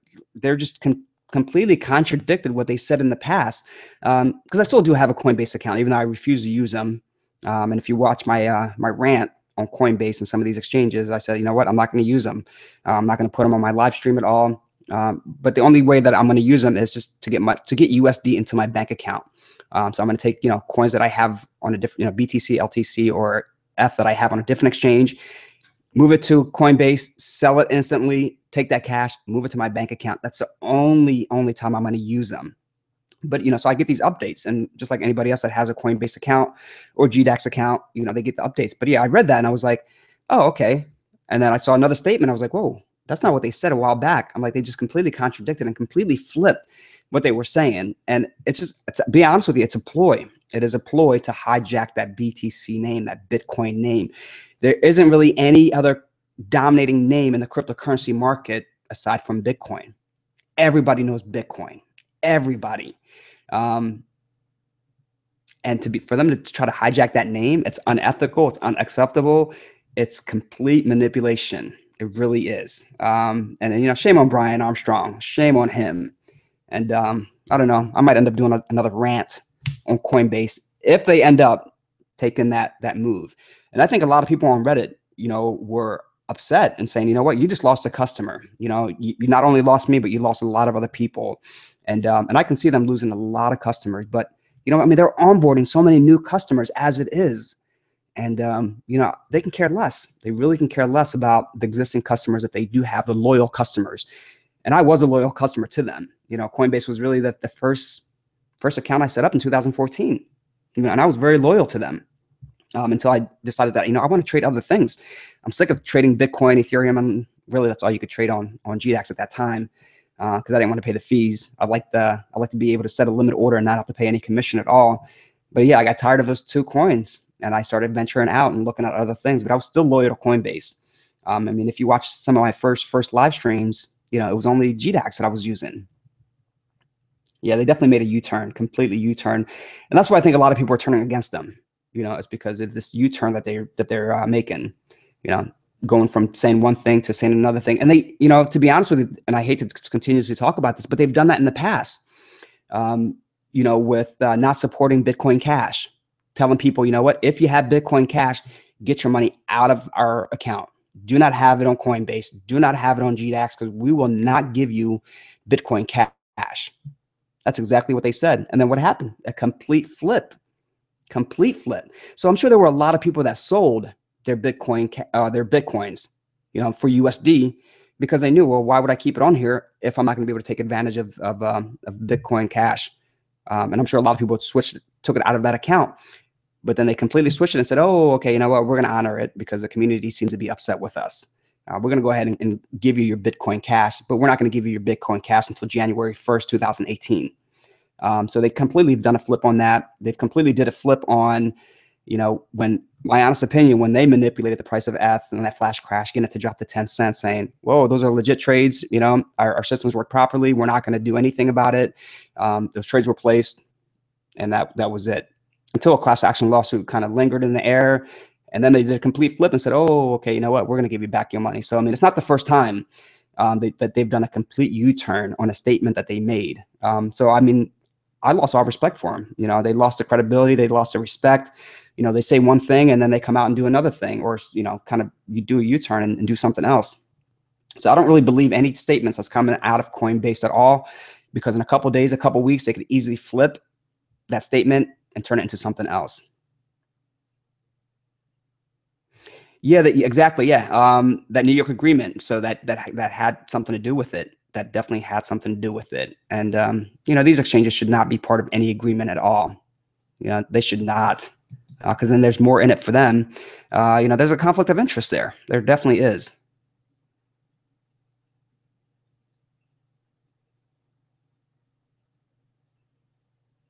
Yeah, and thank you for sharing that, man. I really do appreciate it. This is the first time I'm seeing your name on the live stream. Hopefully you become a regular. But yeah, thank you for informing everybody that's on this live stream and chatting with them. And these are the type of things that that everybody should be informed about. So thank you for taking the time out to actually type that out, so that everybody is informed of the craziness that happens within this cryptocurrency market, especially Coinbase.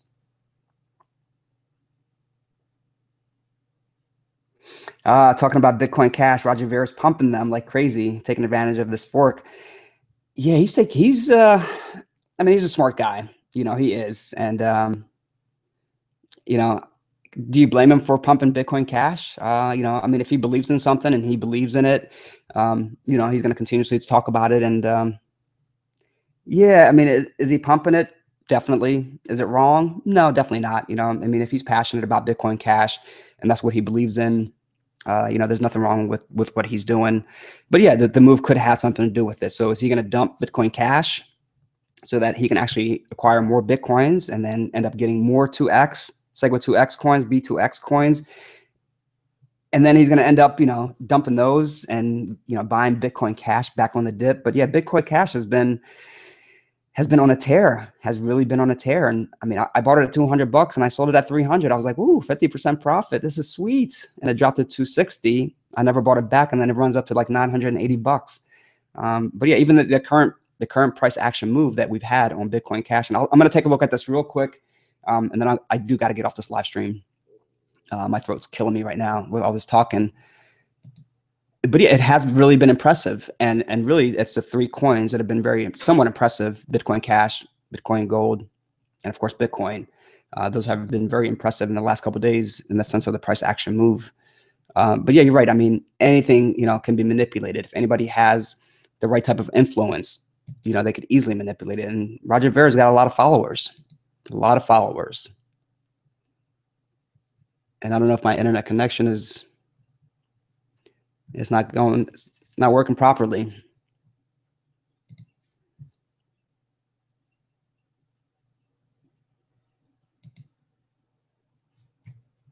All right, Bitcoin Cash.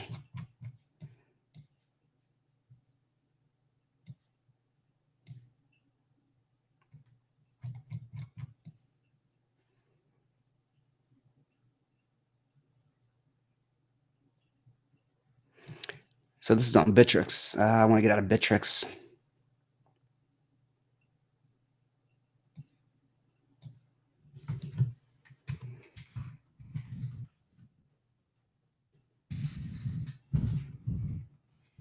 Oops.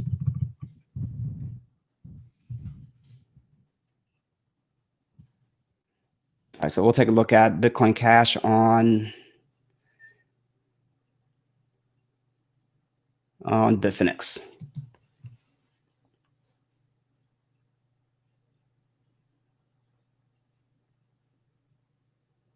You would do the same too? Yeah, I think anybody would. Anybody would. I mean, he's got a motive, you know. He owns tons of Bitcoin Cash. He owns it. But yeah, so I mean, he wants it to go up. So I mean, I don't blame him at all. So I think, was this when I bought in? I bought in at $200. No, that wasn't when I bought in. Okay, this chart is not. Let me look at a different time frame. Maybe 2 hours. But yeah, I thought, you know, me buying in at $200 and selling at 3, I was like, woohoo. But yeah, that was back in the day. That was wow, August. So we're in August, and I caught that bottom basically. Yeah, it dipped a little below it to 195, but that $200. And I mean, I was patient, and waited, and that $200 is really what I was interested in. Caught it, but yeah, sold way too early. You know, I sold, and we're actually even looking at this and looking at the cup and handle formation. You know, I had sold at $300 for a 50% profit. Went up to 380, and I kind of kicked myself, and I said, all right, you know what? You know, we're in the process of forming a handle, and I was waiting for that. I told somebody to buy it at 280, and they bought it at 280, and they made a killing off of it. But I was waiting for 230. I thought the handle would come down to $230. So, you know, based on the probabilities of, you know, doing the math, where that handle might come down to, you know, I thought 230 was a safe bet for me, but it got to 265. From that 265 on, you know, it consolidated, it went up a little bit, but consolidated nicely. Still hadn't broken out of that cup formation. It was still within the handle formation, but I was still patient with it, and I wanted to get that 230. You know, I was greedy. I'll be honest with you guys. I was greedy. I was greedy on my entry, and I shouldn't have been greedy. I should have probably taken a little bit of a position, considering I took a profit at $300, but I didn't. Somebody bought it at 280 when I told them to buy it at 280, and that, I think they ended up selling it like close to 850, $880. But I mean, ever since then, having that crazy run up to $975, you know, it had a crazy wild ride, to be honest with you. You know, nice little swings here and there for intraday trading. But it did come right back down. And when it came back down, and I wasn't really following this heavily at that time, but I should have known, you know, if I was looking at this, you know, where would support be? Support would be right at that $280 level. You know, that's the support that I would have been looking at to kind of take a position in. It would have been that level right there, because of this, the amount of consolidation that it did at that level, that was a bare bottom support. So, you know, if she's going to get to any price point at all, that's a level that she would get to. And where does she get down to? Let's see. I don't think she would have. Yeah, no, she would have touched it. She would have. So if I would have had an order in the book at that 280, she would have touched it, because she got down to, what is this price point? She got down to $280.10. And then she got down to 286. So, you know, if I was really watching this, that's a key level that I would have played, because there were a couple times, you know, that she got close to it. So, I mean, she's showing us here that that was really the support, considering the amount of consolidation that she did. And then she showed us here, showed us here. So that 280, I would have been looking to play. That's a level that I would have been waiting for if I was watching this. And this was one of the cryptocurrencies that I was really following and continuously following every single day, and saying, okay, you know what? I'm going to leave an order in the book. That's the order that I'm comfortable buying at. So I would have really bought at 280 again, considering she has shown us that that is the bottom. And I mean, from 280 all the way to, you know, let's just say $680, $300 profit. That's huge. That is huge. So I'm still going to continue to monitor this, and, you know, I'm not going to buy it here. I'm not going to suffer from FOMO. But, you know, I'm going to wait to see if she does retest, you know, the 290, or I'm sorry, 300 to 280 range. And I think, you know, if she retests the 300 and gets close to it, that would be a great entry for me. Even though, yes, she could get to 280. You know what, though? I'm happy getting an entry at $300, because I know that that is close to the bottom. Well, the second bottom, really. The first bottom is $200. You know, my first entry, but it seems like, you know, it likes to bounce off that 280 range continuously, and that's not the first time. So we have, you know, one area where she continuously consolidated, Let me get rid of this. Second time that she kind of bounced off close to that 280. Third time, fourth time, and fifth time. So, if she's going to get to these levels, that's really the level that I would be patiently waiting for. So if you have any extra capital that you're not utilizing and you just want to put in a low ball offer and kind of let it sit there, that's really the area that I would put it at, 290 to 280, somewhere in that range, because there's a possibility that if she does have a major crash, that's an area that she will be heavily supported at. And she has shown us numerous times that she has been supported at those key levels. But yeah, to buy it here, your reward versus your risk, let me see, it's right about even. So from 688, let's just say 690 to 775 bucks. So, $300 possible profit, but then you also got a possible loss. If you're holding this long term and not really looking at it, you possibly have a loss of 300 bucks. So, your risk and reward ratio is basically split in half. It's 1-to-1. And I'm better off going to casino and, putting my money on black at the roulette table in this situation. So I would want to wait to see if this thing is going to dip. And if she does dip close to that $280 level, $300 level, then, my risk is very minimal versus my reward. But yeah, let's take a look at this a little closer. I definitely don't want to end the live stream. I want to keep this live stream going. And I would be happy to take a look at this, but I do eventually got to go. So let's see. She bounced off of that level. Well, not bounced off of it, but broke down right around that level. And that's because of this here. So, if you even had got in at 280 and you're looking for areas to take a profit, you want to take a profit where the previous high was that she basically got knocked down from. And that's right at this level here. So, that was basically the prior resistance. Prior resistance could become current support, and could is the magic word. But, it was a failed breakout. She didn't break out above that. So she completely broke down from it, unless she decides to come back up. And as long as she breaks out of that, $680, $685 with a vengeance, and it gives you a clear confirmation of a breakout, I would be very careful with this, because she could get to that level again and break down. But yeah, I'm going to watch this closely, maybe watch it on let's see, a 2-hour chart, and see exactly, is this forming another cup and handle formation? And she could be forming another cup and handle formation. Maybe a 4-hour chart.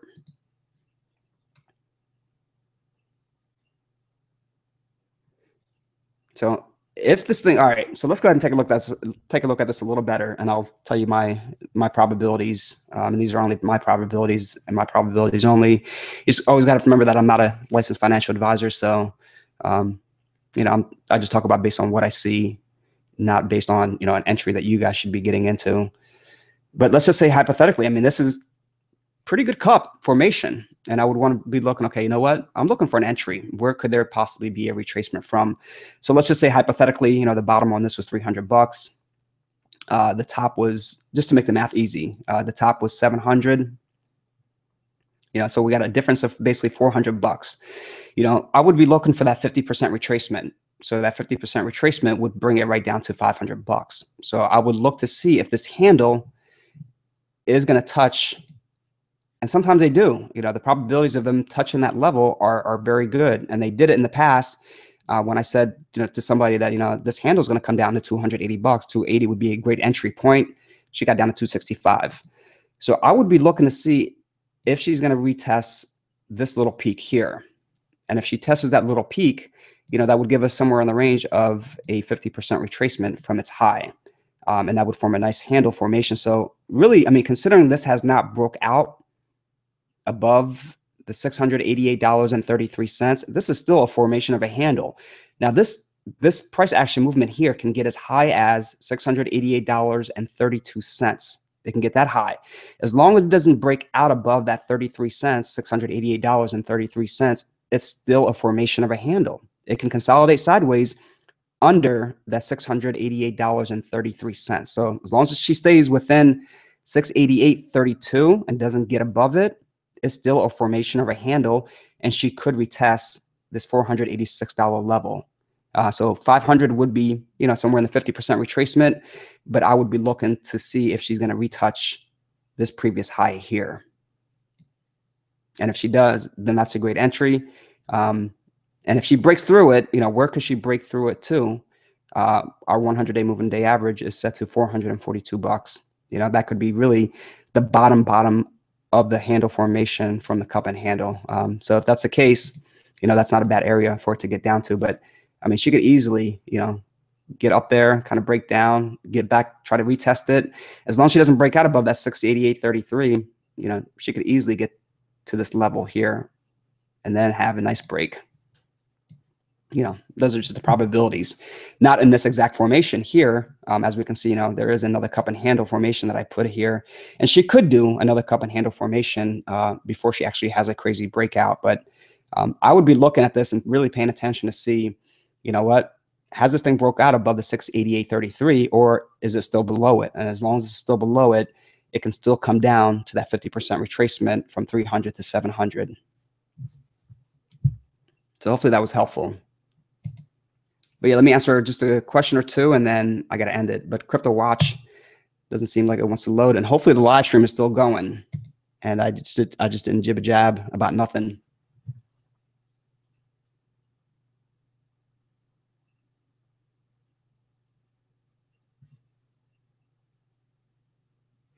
He is a real capitalist, but he won't admit it. Yeah, I don't think he'll admit it either. David, welcome, buddy. Would I consider shorting BCH? Whoa. Now, we got to remember, man, shorting is a dangerous game. It really is. Unless that's your strategy. If that's the strategy you've been following for an extended period of time, it might be a very short-term short, not long-term at all. If you normally just go long on your trades, stay away from shorting. Shorting is not your thing at all. That's not what you specialize in. I've shorted in the past, and I have no issues shorting at all. But this might not be the right time to short. So let's just say, okay, if you're going to short BCH, let's just say, all I focused on was on shorting. I would want to see if she's going to break another key level of support. And if she breaks a key level of support, let me clear out all this drawing.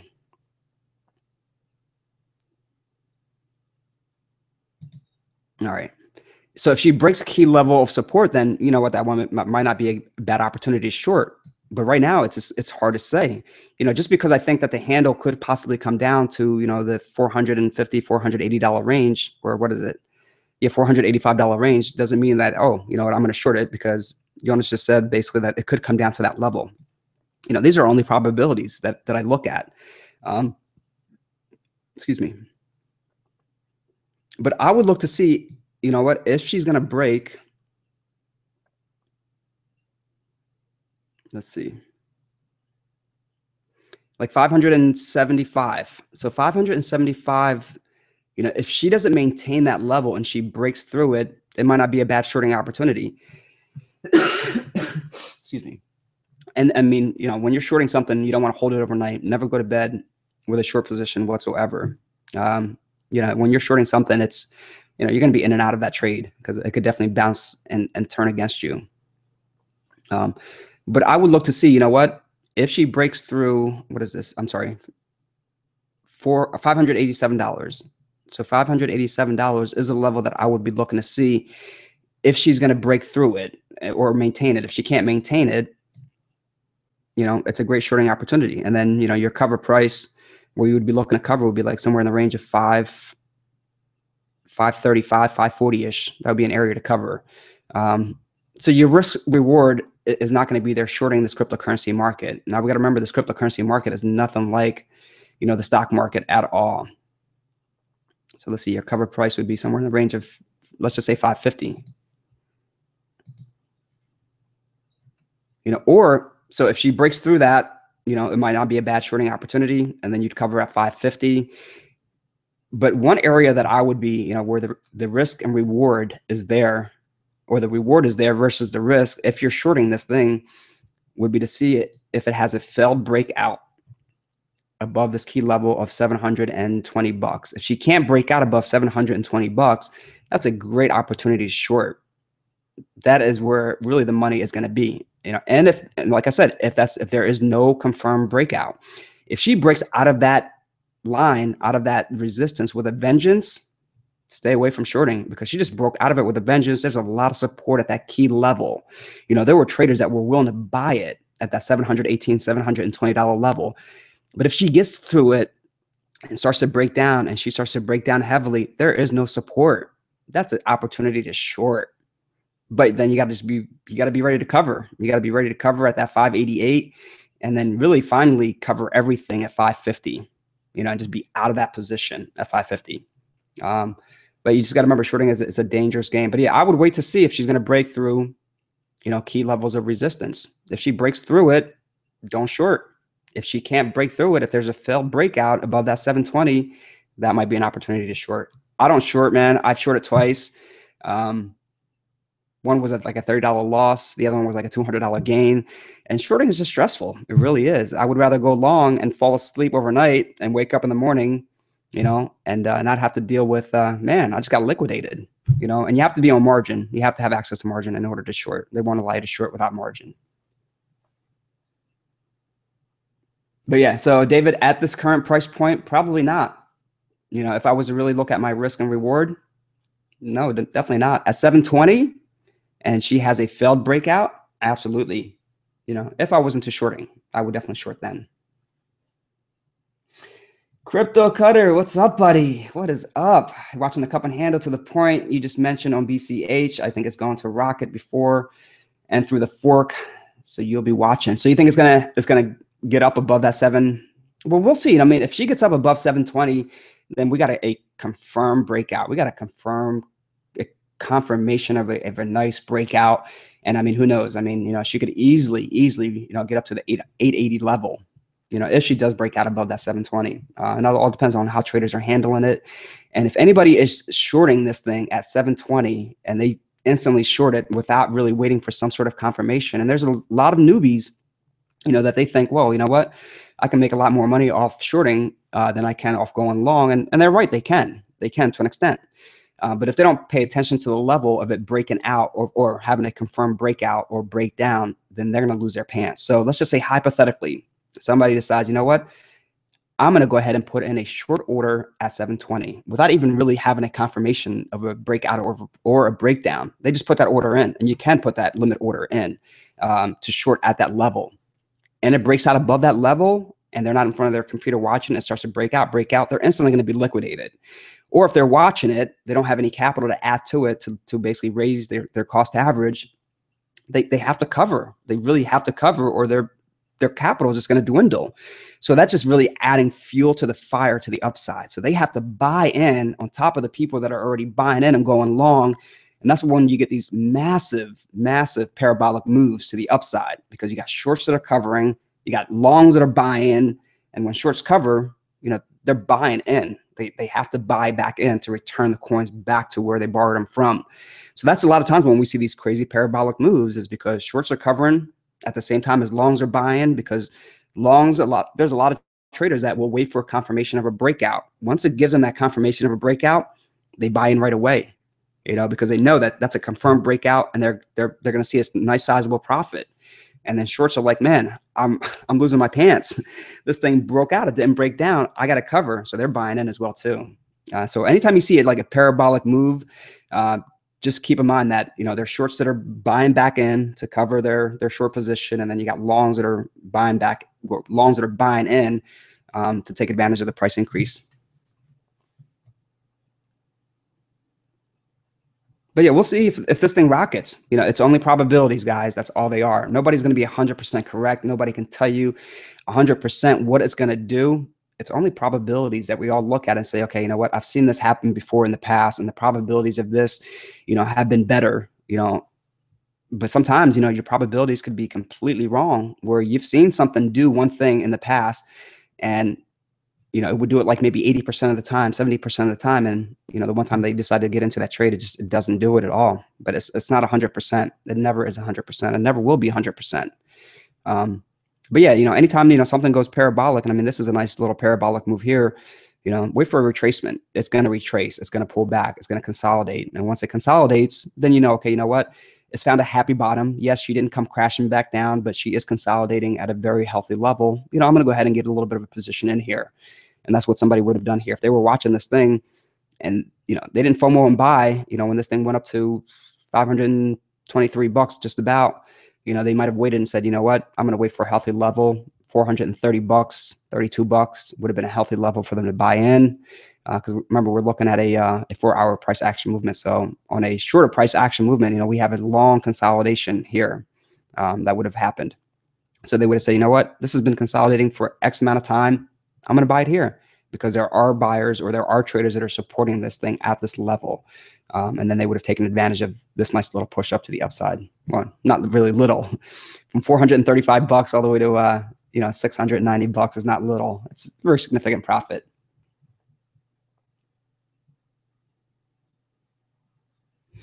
Nice, Crypto Cutter. I like that. Let me see if I can get Crypto Watch to pull up real quick to see what the price of BTC is.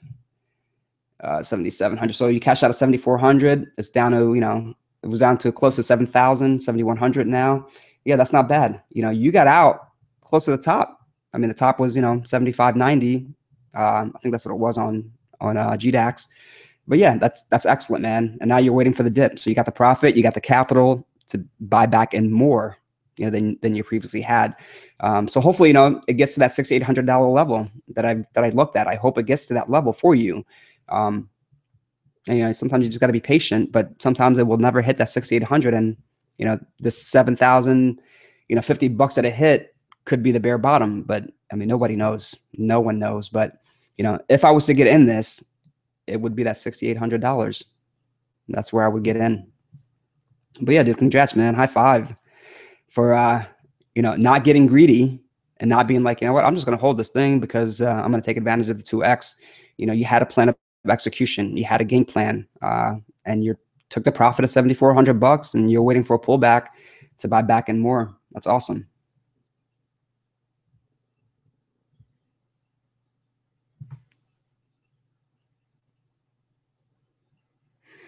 David, let's see. You're definitely going to short BCH as you understand the amount of BCH that the miners pump out relative to other coins. Yeah, I'm not too familiar about, miners and what they pump out, to be honest with you, in relative to other coins. So are miners, are they holding, their mine BCH coins, or are they instantly selling them? I mean, that'd be great information to have. If miners, if the biggest miners of BCH are instantly dumping what they're getting, then yeah, that tells you, what, there's no support. There really isn't. They're not willing to support it. They're not willing to hold it. Yeah, they're, securing the system by mining it, but they're dumping as soon as they get it. Yeah, that tells you one thing. It tells you that, that there could be a nice correction to the downside. But yeah, I mean, to be honest with you, if I was to short it, and I have no issue shorting at all, as long as I have access to it, because I know how to play the game. I can play it very safe. I don't recommend it to anybody that's not familiar with shorting and how shorting works. Don't recommend it whatsoever, especially anybody new coming onto this market. But if you're familiar with a couple things of of just being careful of a breakout, just because that resistance is at 700 and what was that resistance at? Let's see, BCH, $720. I would wait to see if it's going to break down from that level. So, prior resistance could still become prior resistance, but a lot of times they do become, current support.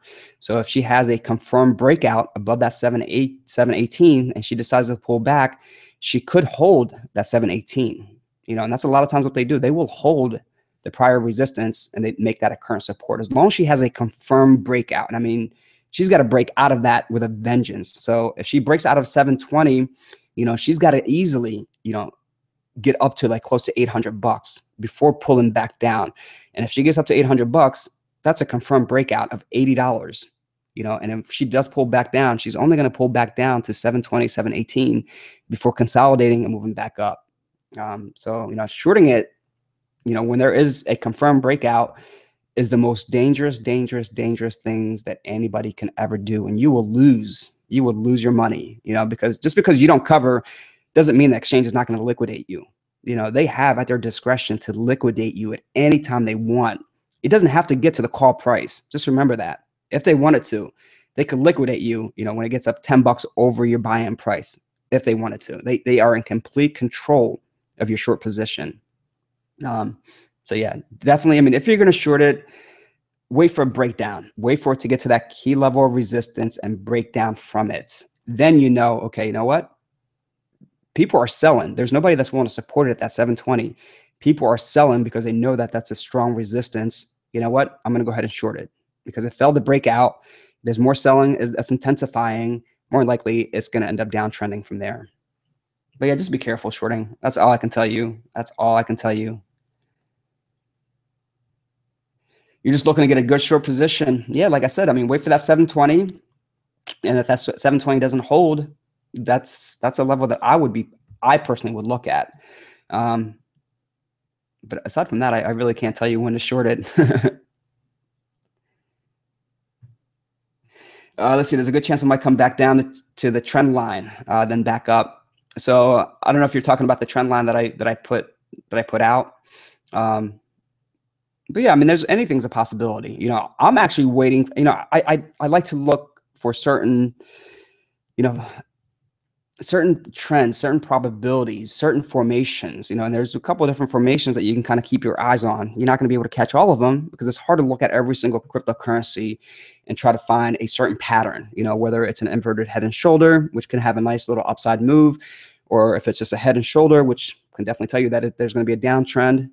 That's actually a good time to short too. And let me look. I don't see a head and shoulder on this. But yeah, I mean, if we saw a head and shoulder on this, I would say, you know what? Yeah, your shorting opportunities are great because we know what happens on a head and shoulder. More likely, there's a breakdown at the second shoulder, you know, or the right shoulder. When the right shoulder forms, there's going to be a breakdown from it. But yeah, I'm actually, you know, I like playing the cup and handle formations, or I like playing the inverted head and shoulder. So I'm going to be keeping an eye on this to see if she does get to that level 485, 490.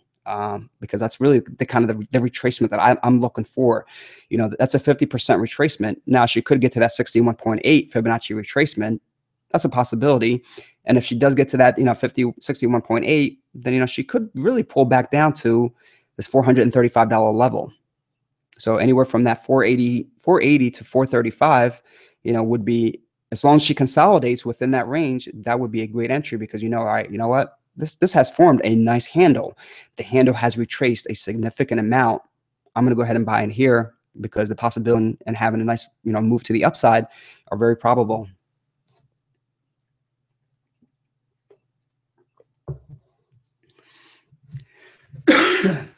They always dump instantly. Not always, not all the time, and it all depends on what cryptocurrency it is. You know, if it's a crap coin, yeah, instantly they'll dump. I mean, pump and dumps happen. And if you're able to spot a pump and dump, dude, those are great shorting opportunities. Those are probably the best things to short, is coins that are being pumped. And, you know, I mean, you know, anybody that's running a pump and dump group, they're also going to be shorting at the top too. So, you know, it's kind of hard to determine, you know, what the top is because they know what the top is going to be because that's when they're unloading all of their coins and then they're going to be shorting it if they have the ability to short. All right, guys, I do got to get going. My throat is killing me. I want to be able to save this, you know, my voice for Wednesday live stream. But I want to thank everybody for joining. You know, you guys have been very interactive on the chat. David, Crypto Cutter, Twin Lamb, thank you so much, man. It's awesome to see a new name on here. Enrique, Ryan, great to see another new name. Dubai Review. Sorry I missed your comment, buddy. BTC. Oh, I did get to your comment. And Dubai Review, if you're on here, actually, I met two guys from Dubai when I was up in New York City for the Blockchain Economic Conference or Blockchain Economic Forum. And they were telling me how they were looking to have a blockchain conference in Dubai. And they were asking me if I wanted to come down. And I was like, man, it's a trip and a half for me. But I was like, you know, if I have the time and I have the funds to do it, I definitely will. But K Bossless, Ryan, Oni, Dylan, Rubber Dub, my boy Daniel with the strong hands. Thank you guys for joining. I do appreciate it. Until next time, until Wednesday, this is Crypto Trader and CryptoTraders Room. Nothing but the utmost respect, peace, and love. Enjoy your day. Be safe with your trades, especially if you're shorting.